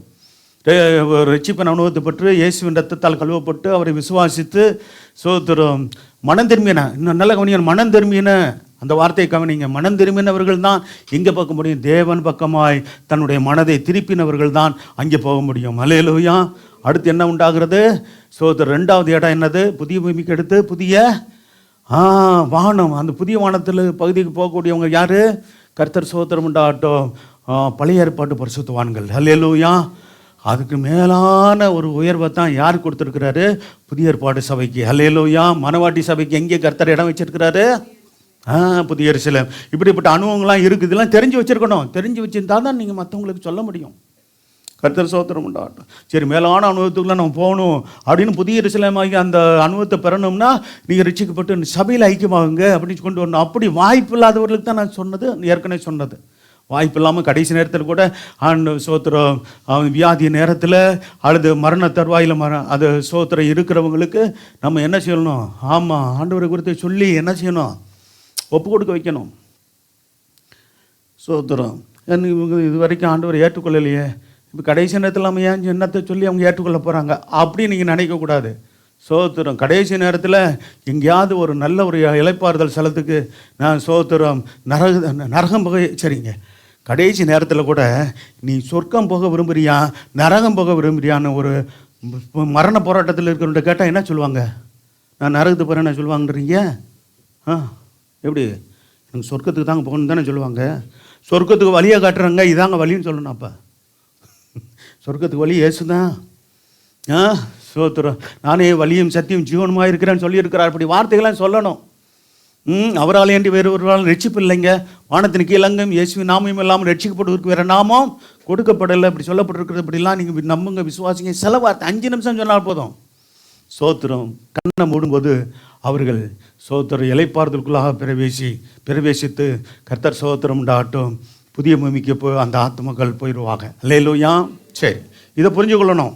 இந்த வாழ்க்கையும் தவற விட்டோம்னா நம்மளை மாதிரி ஸ்தோத்திரம் சபைக்கு வந்து சத்தியம் அறியாமல் சரியாக முழுமையான காரியங்கள் தெரியலேன்னா ஸ்தோத்திரம். இது இன்றைக்கி ஆண்டவர் சொல்ல நேற்றுலேருந்து ஆண்டவர் ஏவிக்கிட்டே இருக்கிறார் பாருங்க. அப்படியே ஆண்டவருடைய பிள்ளைகளோடு நல்ல ஆவிக்குரிய காரியங்களை கலந்து பேசும்போது தான் பல காரியங்கள் வருது. அப்படி கூட சில பேர் இந்த இந்த வேலையை செஞ்சவங்க யார்? சில பேர் கர்த்தருடைய பிள்ளையாக இருக்கிறீங்க, வேறு யார் கை வருத்துங்க? கடைசி மரண நேரத்தில் நான் ஸ்தோத்திரம் உங்கள் வீட்டுக்கு சில பேர் கணவனை இழந்த சகோதரியமாக இருக்கிறீங்களே, அப்போ நீங்களும் ரட்சிக்கப்படலைல்ல? சில பேர் ரட்சிக்கப்படலை. அதனால் அவருக்கும் ஆண்டவரை தெரியாது, உங்களுக்கும் ஆண்டவரை தெரியாது. அப்படிப்பட்ட ஒரு பரிதவிக்கப்பட்ட நிலையில் சில பேர் இருந்திருக்கீங்க. ஒன்றும் பண்ண முடியாது. ஆனால் ரட்சிக்கப்பட்ட பிற்பாடு உங்கள் கணவர் ஸ்தோத்திரம் அல்லது உங்கள் குடும்பத்தில் கணவர் மட்டும் இல்லை, உங்களுடைய பெற்றோரோ உங்களுடைய உடம்பந்தவர்களோ சில மரண போராட்டத்திலேருந்து மறிக்க போகிறாங்கன்னு தெரியுதில்ல, சொல்லுவாங்கள்ல. நம்ம டாக்டரே சொல்லுவாங்க, இவனுக்கு இத்தனை மணி நேரம் தாங்க டைமு அப்படிலாம் சொல்கிறவங்க இருக்கிறாங்கல்ல. அப்போ ஸ்தோத்திரம் உங்கள் பேஷண்ட்டை நேரடியாக சொல்ல மாட்டாங்க பொதுவாக, அப்படித்தானே? ஆமாம், அந்த குடும்பத்தார்களை சொல்லுவாங்க, நீங்கள் அப்போயே ஜெபிக்க ஆரம்பிச்சிடணும், அவங்களுக்கு போய் ஆண்டவரை குறித்து சொல்ல ஆரம்பிச்சிடணும். ஸ்தோத்திரம் எப்போனாலும் கண்ணம் போட்டாங்கன்னா ஸ்தோத்திரம் எங்கே போய் சேரணும்? வருங்க மனம் திரும்பின கல்லணை போலாவது என்ன செய்யணும்? ஸ்தோத்திரம். பைபிளில் அந்த மனம் திரும்பிய கல்லணை குறித்துன்னா வாசிக்கலாம், அது மட்டும். ஸ்தோத்திரம். வேதத்தில் அத்தாட்சியோடு தான் சொல்கிறேன் உங்களுக்கு. வாசிக்கலாம். 2 பேரில் ஒருத்தன் கடைசி நேரத்தில் ஸ்தோத்திரம் மனம் திரும்பினா, ஒருத்தன் ஆண்டவரை தூசித்து ரட்சிப்பை மறுதளிச்சிட்டான். சோதரன் ரட்சிப்பை பெற்றுக்கொள்ள அவனுக்கு விருப்பம் இல்லை. சோதரன் வாசிக்கலாம்.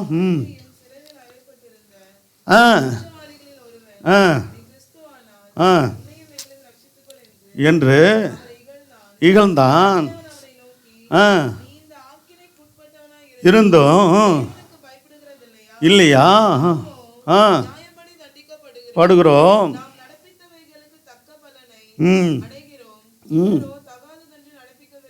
பார்த்தீங்களா? ஒரு நல்ல மனம் திரும்பணும் பாருங்க. நம்ம தப்பு செஞ்சோம், நம்ம சோத்திரம் கொலை குற்றம் பண்ணினோம், கல்லனாக இருந்தோம். சோத்திரம் பரபாசா அவன் கூட யார்? ஒரு கொலை குற்றவாளி. அவனை ரிலீஸ் பண்ணி விட்டானுங்க. நீதிமானாகிய கர்த்தராகிய இயேசுவை சிலுவையில் ஒப்பு கொடுத்தாங்க.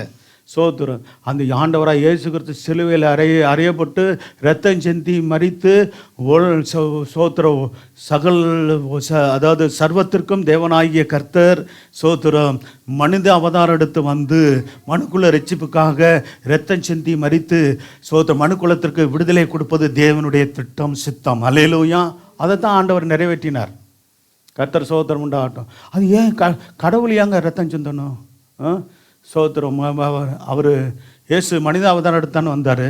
அவர் தேவனாக இருந்தவர் மனித அவதாரம் எடுத்து சோத்திரம் உலகம் முழுக்க சகல மனுஷனுடைய விடுதலைக்காக அவர் ரத்தம் சிந்தி மறிக்க வேண்டியதாக இருந்தால் அவர் விசுவாசிக்கும் போது நமக்கு விடுதலை இலவசமாக கிடைக்கிறது. சோத்திரம். அது தேவனுடைய திட்டமாக இருக்கிறது. இலவசமாக எளிதாய் கிடைக்கிறத ஏன் மனுக்குலம் வீணாக்கணும்? ஏன் சோத்திரம் வேண்டாம் என்று ஒதுக்கணும்? அப்படி வேண்டாம் என்று ஒதுக்கிறவர்கள் வேதம் சொல்லுகிற நரகத்துக்கு பாத்திரவான்களாய் மாறுகிறார்கள். அல்லேலூயா. யாராக இருந்தாலும் வேதம் சொல்லுகிறது. சோத்திரம். தேவன் தருகிற இலவசமான ரட்சிப்பை சோத்திரம் உதாசீனப்படுத்துகிறவர்கள், சோத்திரம் புறக்கணிக்கிறவர்கள், கர்த்தர் வேதம் சொல்கிறது அவர்கள் சோத்திரம் அவர்கள் நரகத்துக்கு நேராக சோத்திரம் போகிறவர்களாக இருக்கிறார்கள் என்று வேதம் எச்சரிக்கிறது. சோத்திரம். சரி, வேதத்தில் எவ்வளோ வசனங்கள்லாம் இருக்கிறது. கர்த்தர் சோத்திரம் உண்டாகட்டும். இப்போ நமக்கு நேரம் இல்லை. கர்த்தர் சோத்திரம் உண்டாகட்டும். சரி, அடுத்து நீங்கள் பார்த்தீங்கன்னா பிரித்தெடுக்கப்பட்ட வாழ்க்கை வாழ அழைப்பை பெறுகிறோம். மத்தேயு 8ஆம் அதிகாரம் 22 வசனத்தை வாசிங்க. மத்தேயு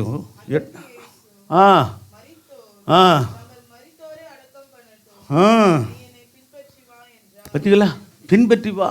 மரித்தோர் அப்படின்னா சோத்திர பாவத்தில் வாழ்ந்து மரித்தவர்கள் அர்த்தம். சோத்திரம். அப்போ அவர்கள் அப்படி பாவத்தில் வாழ்கிறவங்க அது அடக்கம் பண்ணிட்டு போட்டும்ப்பா. சோத்திரம். மரித்தவங்களே யாராவது ஒருத்தர் அடக்கம் பண்ணத்தானே போகிறாங்க. யாராவது சில பேர் சேர்ந்து நீ என்னை பின்பற்றி வான்னு ஒரு மனுஷனை சொன்னார். சோத்திரம். கர்த்தர் மகிமைப்பட்டான். அப்போ பிரித்தெடுக்கப்பட்டு வாழ்க்கை தேவனுக்காக வாழ நம்ம அழைக்கப்பட்டு இருக்கிறோம். அது விளக்கமாக சொல்ல நீங்கள் அந்த வேத பகுதியை பாருங்கள். லூக்கா 9ஆம் அதிகாரம் 23 வசனம். தன்னைத்தானே வெறுத்து தன் சிலுவை எடுத்துக்கொண்டு வர அழைக்கப்பட்டு இருக்கிறோம். நாமே வெறுக்கணும். வாசிங்க. சுயத்துக்கு வெறுக்கணும், பாவத்தை வெறுக்கணும், அசுத்தத்தை வெறுக்கணும், உலக லௌகிக இச்சைகளை வெறுக்கணும். வாசிக்கலாம். நோக்கி பின்னே வர விரும்பினால் பாருங்க என்ன செய்யணும்? தன்னைத்தானே வெறுக்கணுங்க. சோத்திரம். நாமே வெறுக்கணும்னு என்ன அர்த்தம்? நம்முடைய இந்த உலகத்தினுடைய ஆசைகள், இச்சைகள், உலக மேன்மைகள், சோத்திரம், ஆடம்பரங்கள், இதெல்லாம் நம்ம என்ன பண்ணணும்? கர்த்தர் சோத்திரம் உண்டாகட்டும் வெறுக்கணும். தேவையானதே நமக்கு கர்த்தர் தருவார். சோத்திரம். இந்த உலகத்தில் இருக்கிறோம்னா நமக்கு அவசியமானது சோத்திரம் கர்த்தர் நிச்சயமாக தருவார். அதை பெற்றுக்கொள்வோம். சோத்திரம். தேவனுக்காக நாம் செயல்படுவோம். அதே சமயத்தில் என்ன பண்ணணும்? சோத்திரம். அப்போ தேவனோடு நெருங்கி ஜீவிப்பதற்கு தடையாக இருக்கிற சோத்திரம் நம்முடைய சுயங்கள், நம்முடைய ஆசை இச்சைகள் கர்த்தர் சோத்திரம் உண்டாகட்டும். நம்ம ஏற்கனவே சொன்னேன், உலகம் மாமிசம் பிசாசத்தை வெறுக்கணும். கண்கள் இச்சை, மாம்சம் திருச்சி, ஜீவனத்தின் பெருமையை வெறுக்கணும். இதெல்லாம் வெறுத்தா தான் என்ன பண்ண முடியும்? ஆண்டவரை பின்பற்ற முடியும். அப்போ சோத்திரம். அதுவும் வேணும், அதே நான் விட்டு விட முடியாது. இயேசு எனக்கு வேணும்னா முடியாது. அதான் ஆண்டவர் சொன்னார், ஒருவன் என்னை பின்பற்றி வர விரும்பினால் அது யாராக இருந்தாலும், ஊழியர்களாக இருக்கட்டும், விசுவாசிகளாக இருக்கட்டும். சோத்திரம். இது நம்ம ரட்சிக்கப்படுறதுக்கு முன்பாகவே இந்த சத்தியத்தை அறிஞ்சு வந்துடணும். ஆமாம். தன்னைத்தானே வெறுத்து தன் சிலுவையை அனுதினமும் எடுத்துக்கொண்டு என்னை பின்பற்ற கடவன். இதெல்லாம் பார்த்தீங்களா? இப்படிப்பட்ட காரணம் என்னென்னா, அனுதினமும் நமக்கு வருகிற குடும்பத்தில் பாடுகள் இருக்குது இல்லையா? சோத்திரம். போராட்டங்கள் இருக்குது. தொழில், வியாபாரம், வேலை, பல காரியங்களில் நமக்கு என்ன உண்டு? ஆமாம். சோத்திரம். சிலுவையாகிய பாடுகள் உண்டு. இருக்கா இல்லையா? அதே சமயத்தில் சோத்திரம். அதெல்லாம் நம்ம ஒதுக்கி விட்டு விடாமல் எதை வெறுக்கணுமோ அதை வெறுக்கணும். குடும்பத்தை வெறுக்க சொன்னார் ஆண்டவர். பிள்ளைகளை வெறுத்துருங்க. கணவனை மனைவி வெறுங்க, மனைவியை கணவனை வெறுங்கன்னு சொன்னாரா? பிள்ளைகளை வெறுங்கண்ணா சொல்கிறாரு. எதை வெறுக்கணுமோ அதைத்தான் வெறுக்கணும். சோத்திரம். அப்போ தன் சிலுவையை எடுத்துக்கொண்டுன்னா சோத்திரம். சில சிலுவை இருக்குது. பெற்றோர்களுக்கு சில பிள்ளைகளே சிலுவையாக இருப்பாங்க. நீங்களாம் அப்படி இருக்கிறீங்களா? சோத்திரம். சந்தோஷப்படுத்துகிற பெற்றோரை சந்தோஷப்படுத்துகிற பிள்ளைகளாக நீங்கள் இருக்க முடியாது. நான் ஆசீர்வதிக்கிறேன். அல்லேலூயா. சிலுவையாக இருந்துடக்கூடாது. என்னது? சொல்லுங்களேன். நான் எங்கள் அப்பா அம்மாவுக்கு சிலுவையாக இருந்துடக்கூடாது, என் சபையின் ஊழியக்காரருக்கு நான் சிலுவையாக இருந்துடக்கூடாது. சொல்கிறதுனால தப்பு இல்லையா? நல்ல நல்ல வார்த்தை, நல்ல அருமையாக அழகாக சொல்கிறீங்கள. கர்த்தர் உங்களை ஆசீர்வதிப்பார். அல்லேலூயா. ஆமாம், யாருக்கு நம்ம சிலுவையாக இருந்துடக்கூடாதுங்க. சிலுவைன்னு சொல்லும்போது சும்மா ஒரு கட்டையை 2 இயேசுநாதருக்கு சோதர சிலுவை அதே மாதிரி அதை தூக்கி வச்சுட்டு போகிறதில்ல. சோதரன் இதுதான் சிலுவை. இந்த லெந்து காலம் வருது, அதில் சிலுவை தியானம்னு சொல்லி தியானிக்கிறோம். சிலுவை என்பது ஆண்டவனுக்கு சொல்லுகிறது நமக்கு குடும்பத்தில் வருகிற பாடுகள், பிள்ளைகளால் பெற்றோர்களால் சிலருக்கு பாடுகள் இருக்கலாம், சிலருக்கு பிள்ளைகளால் பாடுகள் இருக்கலாம். சோத்திரம் மனுஷரால் வருகிற பாடுகள் தாங்க பாடுகள். சோத்திரம் சில நம்ம சரியான வழியில் நம்ம நடக்காத போது நமக்கு நாமே பாடுகளை தேடிக்கொள்வோம். இப்படிலாம் இருக்குது. வேதத்தை நல்லா வாசிங்க, கர்த்தர் இன்னமும் உங்களுக்கு கற்றுக் கொடுப்பார். சரி, அடுத்து பார்த்தீங்கன்னா மத்தேயு 19:21 இன்னும் 2 வசனத்தை மட்டும் சொல்லி முடிக்கிறேன். மத்தேயு 19:21 பூரண சர்க்குணா இருக்க அழைப்பு.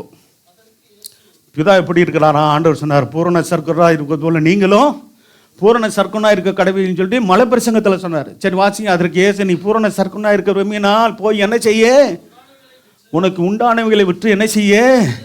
தரித்திரருக்கு கொடு, அப்பொழுது பரலோகத்தில் உனக்கு பொக்கிஷம் உண்டாகிருக்கும், பின்பு என்னை பின்பற்றி வா என்றார். பார்த்தீங்களா? பூரண சர்க்குணா இருக்கிறோம்னா ஏன் சோத்திரம்? பூரண சர்க்குணம் அப்படின்னா எல்லாம் முழுமையான நல்ல குணம்னு அர்த்தம். அப்படி இருக்க விருப்பம் இருக்கா? எனக்கும் விருப்பம் இருக்கணும், உங்களுக்கும் விருப்பம் இருக்கணும். அல்லேலூயா. அப்படின்னு சொல்லி இப்படி என்ன சொன்னார்? அடுத்ததாங்க கஷ்டம் அப்படின்றீங்களா? உனக்கு உண்டான எல்லாவற்றையும் விட்டுறா. எப்பா எனக்கு இருக்கிறதே சோதரம் வேணும், எனக்கு வேணும், என் பிள்ளைகளுக்கு வேணுமே, சந்ததிகளுக்கு வேணுமே, அதை விட்டு கொடுக்குறதா? அதுக்கு யாருக்கு கொடுக்க சொன்னார்? தரித்திரருக்கு கொடு, அப்பொழுது பரலோகத்தில் உனக்கு பொக்கிஷம் உண்டாயிருக்கு, என்னை பின்பற்றி வா என்றார். இது இங்கே சொன்ன இந்த நோக்கம் என்ன தெரியுமா? அவன் முழுமையாக அவன் இந்த பூமிக்கு ஐஸ்வர்யத்தின் மேலே தான் அவன் ரொம்ப பிரியமாக இருந்தான். இன்னும் சொல்ல போனால் வேதம் சொல்லுகிறது, அவன் அதிக ஐஸ்வர்யமாக உடையவனாக இருந்தபடினாலே இந்த வார்த்தையை கேட்டுட்டு என்ன போயிட்டானா? என்ன பார்த்தீங்களா? அப்போ அவனுடைய எண்ணமும் ஆசையும் எல்லாமே எதில் தான் இருக்குது? தேவன் மேலே பற்றும், தேவன் மேலே பிரியமும் இல்லாமல் எது மேலே தான் இருந்திருக்குது?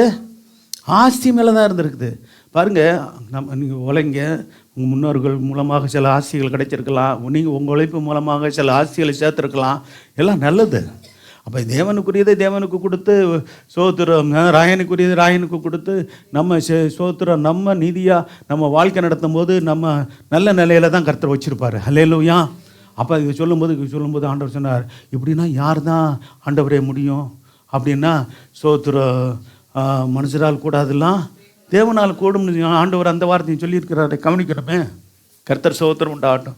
அப்போ தேவனால் நம்ம சோத்திரம், அதான் நல்லா கவனிங்க, தேவன் நம்ம ஒரு நாளும் சோத்திரம் ஏழையாக இருக்க அல்லது தரித்திரத்தில் இருக்கிறது தேவ சித்தமே இல்லை என்பதை புரிஞ்சு கொள்ளுங்க. 2வது, கர்த்தர் சோத்திரம் உண்டாகட்டும். தேவன் எனக்கேற்ற தேவையை சந்திப்பார், கர்த்தர் சோத்திரம் உண்டாகும் என்ற ஒரு நிச்சயத்தை நாம் பெற்றுக்கொண்டு இருக்க வேண்டும். அல்லேலூயா. அன்றாட என் தேவைகளை சந்திப்பார். அதே சமயத்தில் ஆசீர்வதித்து கர்த்தர் சோத்திரம் உண்டாகட்டும். பாருங்கள், 5 அப்பம் 2 மீனை ஆசீர்வதித்து 5000 பேரை போஷித்து மீதி எடுக்க வச்சார் தானே நம்முடைய ஆண்டவர். அப்போ நம்முடைய வாழ்க்கையில் சோத்திரம் சேமித்து வைக்கக்கூடிய அளவுக்கு கர்த்தர் உங்களுடைய வருமானத்தை பெருக பண்ணுவாராக. அல்லேலூயா. உங்களுக்கு கைகளின் பிரயாசத்தை ஆசீர்வதிப்பாராக. அப்படியே சொல்லி ஜெபிங்க, ஆண்டவரை என்ன செய்யணும்? 5 அப்பம் 2 மீனை ஆசீர்வதித்து 5000 பேர் ஆசீர்வதித்தது மட்டும் இல்லை, போஷித்தது மட்டும் இல்லை, மீதியை எடுத்து பத்திரமாயிங்கன்னு சொன்னாரா? அது சேமித்து வைக்கிறதுக்கு அடையாளம். ஆமாம், வருமானம் வருதா? சிலருடைய கிருபை என்னன்னா, கிருபைன்னு சொல்கிறதா என்னன்னு சொல்லு தெரில. சோத்திரம் 30,000 வந்தாலும் காலி பண்ணிடுவாங்க, 40,000 வந்தாலும் காலி பண்ணிடுவாங்க ஒரே மாதத்தில். 50,000 வந்தாலும், உதாரணம் சொல்கிறேன், அவ்வளோலாம் எங்களுக்கு வர்றதில்லையா அப்படின்னு சொல்கிறீங்களா என்னன்னு தெரில. சிலர் பேர் என்னென்னா வர்றதை காலி பண்ணிடுவோம் அடுத்த வருஷத்தில். ஏன்னாங்க திடீர்னு ஒரு அவசிய தேவை ஒன்று வருது, அதுக்கு என்ன பண்ணுவீங்க? போய் கடன், அப்போ தான் கடன் வாங்க போவாங்க. சிலர் என்னென்னா சோத்திரம் நமக்கு திராணிக்கு மிஞ்சி என்ன செய்யக்கூடாது. நான் புரிகிற மாதிரி சில காரியங்கள் சொல்கிறேன். சோத்திரம் அப்போ யாரெல்லாம் கடைசியில் சோத்திரம் சிலர் சொல்லுவாங்க பார்த்தீங்களா, 20 தேதிக்கு மேலே குடும்பத்தை நடத்துறது ரொம்ப கஷ்டமாக இருக்குதுங்க. நேற்று ஒரு காரியத்தை சொன்னேன், இப்போ உங்களுக்கு ஞாபகப்படுத்துகிறேன். கர்த்தர் சோத்திரம், உங்கள் பிள்ளைகளை நல்லா படிக்க வைங்க, ரைட்டு, சந்தோஷம். கடன் வாங்காதீங்க, சோத்து கடன் வாங்கி கல்யாணம் பண்ண நினைக்காதீங்க. சோத்திரம் அதுக்கேற்ற வருமானத்துக்கு உள்ள வழியை கர்த்தர் திறக்க முடியாது. ஜெபம் பண்ணுங்க, கர்த்தர் சோத்திரம் உண்டாகட்டும். ஏன்னா வட்டி கட்டியே ஓஞ்சிடுவீங்க. சோத்திரம் அது ஒரு காரியம் உண்டு இல்லையா? சோத்திரம் நம்ம அறியாமல் சில காரியத்தில் சில தப்புலாம் பண்ணியிருக்கிறோம். ஆனால் இப்போ இனிமேல் அப்படி செய்யக்கூடாது. அதே சமயத்தில் வருமானத்துக்கு ஏற்ற செலவு பண்ணணும். சொல்கிறது சரிதானா? சோத்திரம் பாருங்கள், சோத்திரம் இருக்கும்போது நல்லா ஜாலியாக அனுபவிப்போம்ப்பா. இல்லைன்னா அப்புறம் என்னது பிச்சையாக எடுக்கிறது? இந்த மாதிரி வேலையெல்லாம் நம்ம வச்சுக்க கூடாது. ஆண்டவருடைய பிள்ளைகளுக்கு அழகே இல்லை. அல்லேலூயா. ஆமாம், சோத்திரம். சிரிக்கிற மாதிரி இருந்தாலும் சிந்திக்கிற மாதிரி நான் சொல்லுவேன். அதனால் யாரும் சங்கடப்பட மாட்டீங்கன்னு நினைக்கிறேன். சிரிச்சியா சங்கடப்பட மாட்டீங்களா? சரி சரி, நல்லா கலகலப்பாக இருங்க. சோத்திரம் விசேஷமாக நான் சொல்கிறேன். அப்போ நான் சொன்னேன், இப்போ பிள்ளைங்க படிக்க வச்சு, பிள்ளைகளை படிக்க வச்சு சோத்திரம் நல்ல வேலையில் என்ன செய்யுங்க, நல்ல வேலை வருன்றக்காண்டி காத்திருக்காம சோத்திரம், அதாவது ஒரு நியாயமான ஒரு கம்பெனி, ஒரு தொழில், ஒரு வியாபாரமோ, வேலை ஸ்தலமோ, வியாபார ஸ்தலமோ, ஒரு தொழில் ஸ்தலமோ, எங்கேயாவது வேலைக்கு அனுப்புங்க. ஒரு 10,000 15,000 சம்பளம் கிடைக்குதா? சோத்திரம் பிள்ளைங்க என்ன பண்ணுறாங்க, என் படிப்பு என்ன, என் படிப்புக்கேற்ற வேலையா இது, என் படிப்புக்கேற்ற காரியமாக இது அப்படின்னு சொல்லிட்டு என்ன செய்ய மாட்டாங்க. நான் டபுள் டிகிரி படிச்சிருக்கிறேன். சரி, நல்லது, இருக்கட்டும். படிச்சிருக்கீங்களா? கர்த்தர் உங்களை ஆசீர்வதிக்கட்டும். சரி, நீங்கள் இப்போ என்ன செய்யணும்? கர்த்தர் சோத்திரம் உண்டாகட்டும். நம்ம மலையாளி சகோதரர்களை போல நம்ம இருக்கணும். எப்படி? அதான் நேற்று கூட சொல்லி காமிச்சேன். என்ன செய்வாங்க தெரியுமா? சோத்திரம் அவங்க எவ்வளோ படிப்பு படிச்சுன்னு பார்க்க மாட்டாங்க, கிடைக்கிற வேலையை செய்வாங்க. சோத்திரம் படிப்படியாக அவர்கள் நல்ல முன்னேற்றத்துக்கு வந்துடுவாங்க. அல்லேலூயா. ஒரு டீ கடையை வச்சு இப்போ சோத்திரம் வடை கடையெல்லாம் போட்டு பெரிய வியாபாரத்தை பண்ணுறாங்கங்க இன்னைக்கு. சோத்திரம் எப்படி அவங்க பல பேர் வேலைக்கும் வச்சுக்கிறாங்கள. சோத்திரம் அந்த அளவுக்குலாம் டெவலப் ஆகிடுறாங்களே. காரணம் என்ன? உழைப்பு. சோத்திரம் என்னது? ஆமாம், சோத்திரம். அதே சமயத்தில் ஆமாம், அந்த ஈகோ பார்க்கறதுல என்னது? கௌரவம்.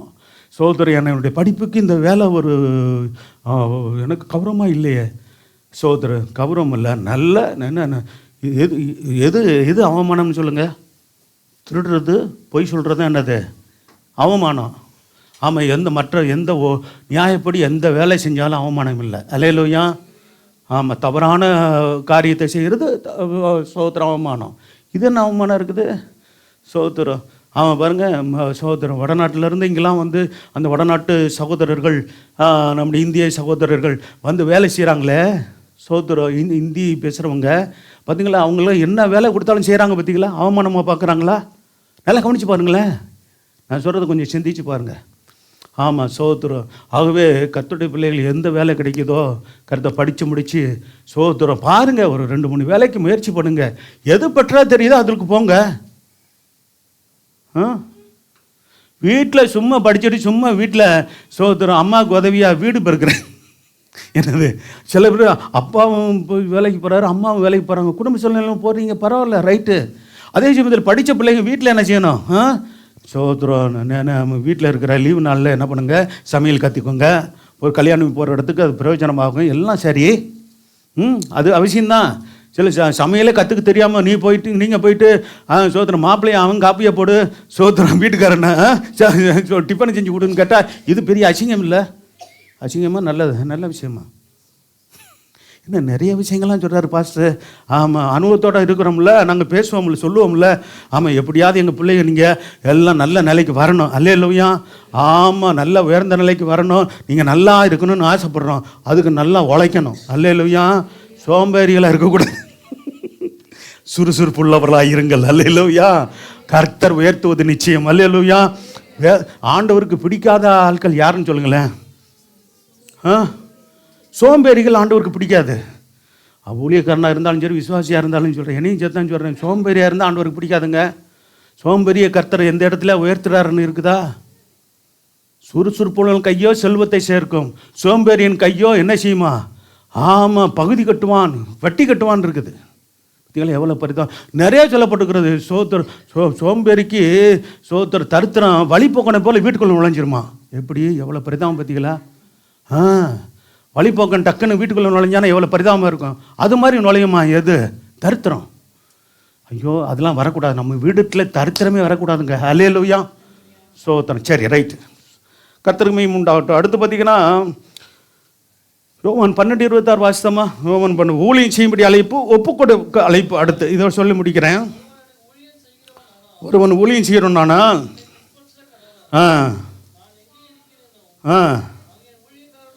சோத்திரம் ஏற்கனவே இது நம்ம வாசித்திருக்கிறோமோ? சரி, ரைட்டு. சோத்திரம் பாருங்கள், ஒப்பு கொடுத்தார் பார்த்தீங்களா? சோத்திரம் ஆண்டவர் சொன்னார், நீ என்னை பின்பற்றி வா. யோவான் 21ஆம் அதிகாரத்தில் 19லேருந்து 22 வசனத்தை வாசித்து முடிச்சிடலாம். சோத்திரம்.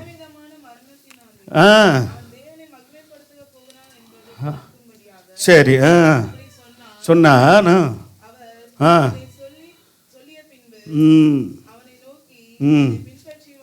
யோவான் கடைசியாம் அதிகாரம், என்னை பின்பற்றி வா என்று ஆண்டவர் சொன்னார். சோத்திரம். ஆண்டு பாருங்க, வாசிக்கலாம். யார் அந்த அன்பா இருந்தது? யாரு? யோவான் அப்போஸ்தலன். அன்பா இருந்தவனும். சரி.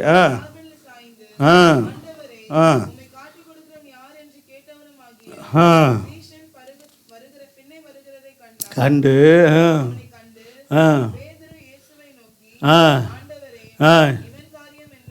பார்த்தீங்களா?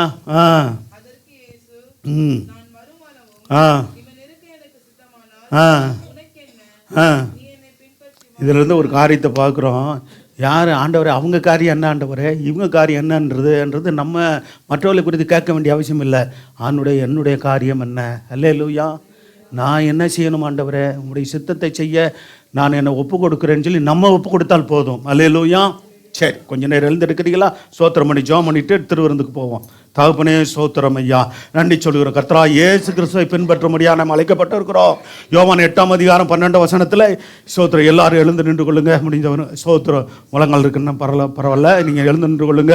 கர்த்தர் வேதம் சொல்லுகிறது, கர்த்தர் ஆண்டவர் சொன்னார், ஜனங்களை நோக்கி பார்த்து, நான் உலகத்திற்கு ஒளியாக இருக்கிறேன், என்னை பின்பற்றுகிறவன் இருளிலே நடவாமல் ஜீவ ஒளியை அடைந்திருப்பான் என்று சொன்னார். சோத்திரம். வேதம் சொல்லு, அவருக்குள் ஜீவன் இருந்தது, அந்த ஜீவன் மனுஷருக்கு ஒளியாக இருந்தது சொல்லப்பட்டிருக்கிறது. யோவான் 1:9 நல்ல வாயை திறந்து ஆண்டவருக்கு ஒப்பு கொடுங்க. திருவிருந்துக்கு வந்திருக்கிறோம். மூலிகை ஞானஸ்தானம் எடுத்தவங்க இந்த திருவிருந்து பந்தியில் பங்கெடுக்கலாம். மற்றவர்கள் நீங்கள் மூலிகை ஞானஸ்தானம் எடுக்கும்போது இந்த பந்தியில் பங்கெடுக்க உங்களுக்கு அனுமதிக்கப்படும். கர்த்தர் சோத்திரம் உண்டாகட்டும். உலகத்தில் வந்து எந்த மனுஷனை பிரகாசிக்கிற ஒளியே அந்த மெய்யான ஒளி என்று வேதம் சொல்லுகிறது. கர்த்தர் சோத்திரம் உண்டாகட்டும். கர்த்தர் இயேசுவை நாம் எப்படி பின்பற்றணும்? வேதம் சொல்லுகிறது, ஆடுகளை போல, அவர் மந்தையின் ஆடுகளை போல நம்மை ஒப்பு கொடுப்போம். அவர் கைக்குள்ளான ஆடுகளை போல நம்மை ஒப்பு கொடுப்போம். அல்ல, அவர் கைக்குள்ளான ஆடு அவருக்குள்ளாக இருக்குமே. வேதம் சொல்லுகிறது, சோத்தை ஏற்ற காலத்திலே கர்த்தர் நம்மை உயர்த்தும்படிக்கு அவருடைய பலத்த கரத்தில் அடங்கியிருங்கள் சொல்லப்பட்டிருக்கிறது. ஆண்டவர் கடத்தில் அடங்கி இருக்க ஒப்பு கொடுப்போம். கர்த்தர் நம்மை உயர்த்தி ஆசீர்வதிப்பார். ஆமென். அல்லேலூயா. கர்த்தருக்கு மகிமை உண்டாகட்டும். அடுத்து, ரட்சிக்கப்பட்ட ஜனங்கள் தேவனுக்காக ஏதாவது ஊழியத்தை செய்ய அழைக்கப்பட்டிருக்கிறார்கள். ஊழியர்களை போல பின்பற்ற வேண்டும். கர்த்தர் சோத்திரம் உண்டாகட்டும். 1 பேதுரு 2:20 வசனத்தில் 21 வசனம், பொறுமையோடு பாடுபட்டு பின்பற்ற வேண்டிய ஒரு சூழ்நிலை வந்தாலும் தேவனுக்காக நம்ம பொறுமையோடு கூட பாடுகளை சகித்து முன்னேறி போவோமாக. மார்க் 10ஆம் அதிகாரம் 52 வசனத்தில் ரட்சிக்கப்பட்டு நாம் பின்பற்றி போக வேண்டிய கர்த்தரை. அல்லேலூயா. லூக்கா 5ஆம் அதிகாரம் 11ஆம் வசனம் 22 வசனத்தில் சீசர்களாக மாறி எல்லாவற்றையும் விட்டு கர்த்தரை பின்பற்றுவதற்கு நாம் ஆயத்தமாக இருக்க வேண்டும். அல்லேலூயா. கர்த்தர் சோத்திரம் உண்டாகட்டும். யோவான் 21ஆம் அதிகாரம் 20 வசனத்தில் இயேசுக்கு அன்பாயிருந்து பின்பற்ற வேண்டும். ஆண்டவருக்கு அன்பாயிருந்து அவரை பின்பற்ற வேண்டியது அவசியம். ஆண்டவர் மேல சோத்திரம். அல்லேலூயா. அல்லேலூயா. கருத்து வேறுபாடோ? அல்லேலூயா. சோத்திரம். அவரோட வெறுப்பாய் இருந்து அவரை பின்பற்ற முடியாது. அன்பாய் இருந்து, அல்லேலூயா, அவரை நேசித்து, அவர் நம்மை முந்தி நேசித்தாரே. அல்லேலூயா. தேவன் அன்பாகவே இருக்கிறார்.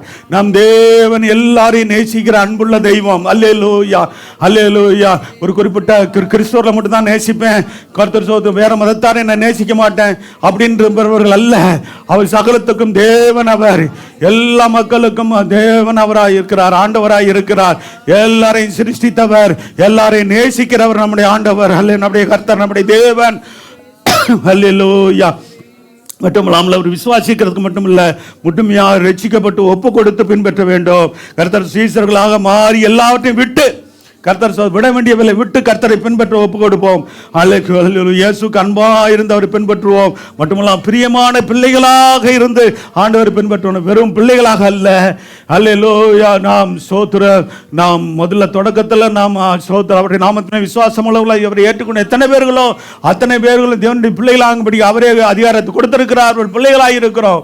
ஆனால் பிரியமான பிள்ளைகளாக இருக்கிறோமா என்பதை அறிந்து அவருக்கு பிரியமானதை நாம் செய்வோம், பிரியமானபடி வாழ்வோம், பிரியமானதை நடப்பிப்போம். கர்த்தர் நம்மை ஆசீர்வதிப்பார். கர்த்தரை பின்பற்றியவர் அழைப்பப்பட்டு இருக்கிறோம். அல்லேலூயா. மனுஷரை பிடிக்க அழைப்பப்பட்டு இருக்கிறோம். ஊழியர்களை அனுப்பும்படி வேண்டுதல் முடியாக அந்த அழைப்பப்பட்டு இருக்கிறோம். பிரித்தெடுக்கப்பட்ட வாழ்க்கை வாழ அழைக்கப்பட்டு இருக்கிறோம். மட்டுமில்லாமல் தன்னைத்தானே வெறுத்து தன் சிலுவையை சுமந்து கொண்டு வர நாம் அழைக்கப்பட்டு இருக்கிறோம். மட்டுமல்ல பூரண சர்க்குனராக இருக்கும்படி நாம் அழைக்கப்பட்டு இருக்கிறோம். மட்டுமில்லாமல் கர்த்தருக்கு நம்மால் முடிந்த ஊழியத்தை செய்ய முடியாய் அழைக்கப்பட்டு இருக்கிறோம். மட்டுமல்ல முழுமையாக நம்மை ஒப்பு கொடுத்து வாழ அழைக்கப்பட்டு இருக்கிறோம். ஒப்பு கொடுத்து ஜீவிப்போம். கர்த்தர் நம்மை ஆசீர்வதிப்பாராக. ஆமென். ஸ்தோத்திரம். திருவிருந்துக்காக நம்ம ஆயத்தமாவோம். ஸ்தோத்திரம். மற்றவங்க நீங்க போகக்கூடியவங்க நீங்க போகலாம், அல்லது இருந்து ஜெபம் பண்ணிட்டு போக